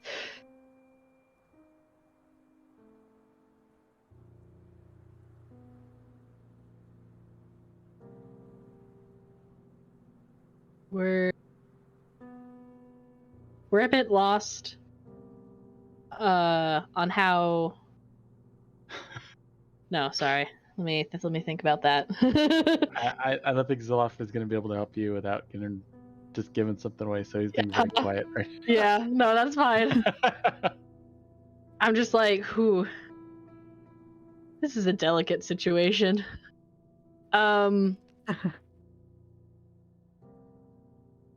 We are curious about Zugat Moy and this place. This place is a museum. This place is where all knowledge will be collected and preserved. These walls, untouched, uninterfered by war or conflict, it'll all be preserved here. Every dream, every vision that we stone giants have, we will preserve it here. Do like the crystal scorpions or like the land sharks ever give you trouble with your visions? We don't Or go looking for trouble. They don't come down here. They don't bother us. Zugat Moy keeps trouble away from us, but now you're here. You're asking questions. Sorry, I'm curious. With them cults? No. How do you come to be down here? I haven't had a vision of that quite yet. We were told to come find the gem. The Earth Gem. It has great power.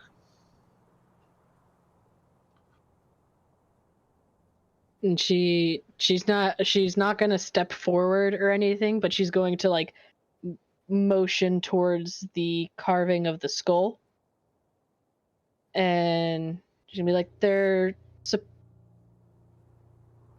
skull is incomplete.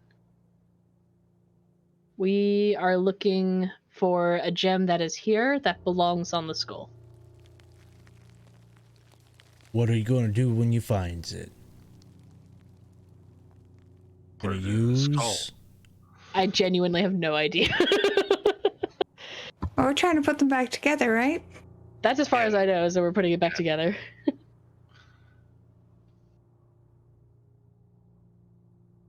And then? Gonna use it? You gonna help her? Yeah, we're gonna use it. Steps forward. Yeah? To what end? To end the conflict.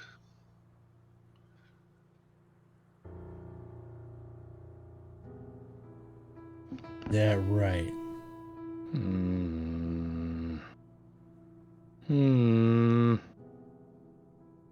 You can see he like reaches over and like grabs his club, and he's like got it in hand.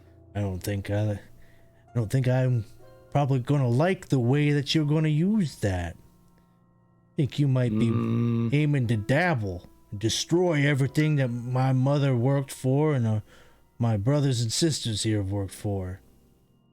Oh no. I think. Oh no, we don't want to bother you guys. No. I don't think you're right at all. You're true to yourself, and you're sincere, you're not phony baloney. You're part of the plan. You're part of the plan. The plan. We all get out of here in one piece. We're just here seeking knowledge, you see. We're sorry for your loss. And you can see he raises his club, and as he does so, you can see a little growth on the back of his head. I think that's where we'll end the session. Oh.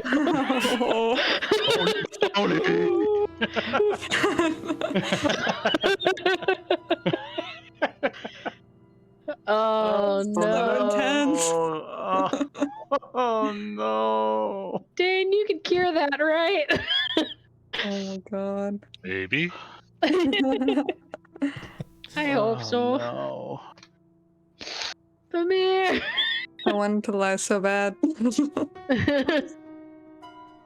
Every word, I was like, "This is gonna bite me in the butt." It's gonna bite me in the butt. But it didn't, because either way he has that. That's true. So. That's true. I don't know. I felt like it could have gone really bad really fast or bad slower, and I was hoping for the slower one. Slower. Yeah. Should have left my mushrooms on, so we could stay we were with him. You thought it was gonna be hard talking. What's his name down? It's gonna be real difficult talking 5 stone giants.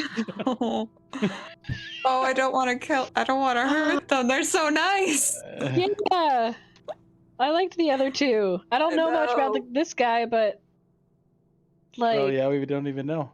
He's just been sitting there like. Right? Oh yeah, that's he's. Drama. Here for the tea. He just like eases back and picks up some mushroom popcorn or something, like fried mushroom popcorn, just like. Gonna gossip with all the other stone giants after this. Guys, you'll never just guess what happened. Oh no. This is gonna be fun. Mm-hmm. Yes. So I'm gonna say 9.5. We'll call it 10 hours has passed. He did a lot of talking there, I think, with kind of both these two. So you're just about same place, I guess, where fire group ended. Yeah, probably about the same as where the water group ended too. So that's good. We're about the same point in time.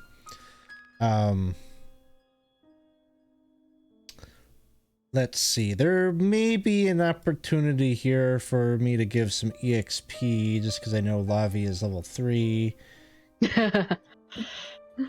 Maybe even Cherry. We'll see. We'll see what happens. I'll take a look at what the EXP type of situation will be. But we'll take care of that offline. Yeah. So hopefully you guys had fun. Thanks everyone out there in the audience for sticking around with us on our Friday night. We're playing Temple of Elemental Evil from Goodman Games. This is part of our community campaign where we invite you to come and play in a game with us. Very easy to do. Just drop by our Discord server here and you could get signed up with a game. Normally these are kind of sign up kinds of things. They're all one session and individual sessions that are within the big umbrella of a campaign. But right now, because of how we're doing this elemental node thing, I've split them all up into groups. Probably each of these nodes will take 2 to 3 sessions to complete. So I think we made good progress on this first one. If you really like what we got going on the channel, you could also support the channel by supporting the Patreon. If you want to support me in the channel, check that out. Some different perks there for being a Patreon, so check that out. For example, that's how you could get a VIP badge here in Twitch if you're interested in such things. So you check that out. What do we got going on tomorrow night? We got Storm King's Thunder happening at 7 p.m. So you can come back around this weekend to check that out. But other than that, let's see who we got hanging out with us on Twitch. See if we got anybody we could drop a raid on.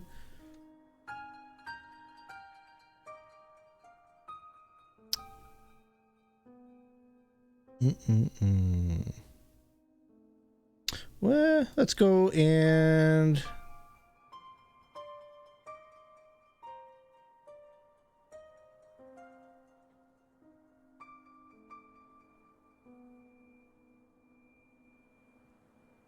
we'll raid ADHAD Ventures. See how they're doing. Ooh. All right. Thanks, everybody. We will see you all soon. Have a good weekend. Bye. Goodbye. Thank you.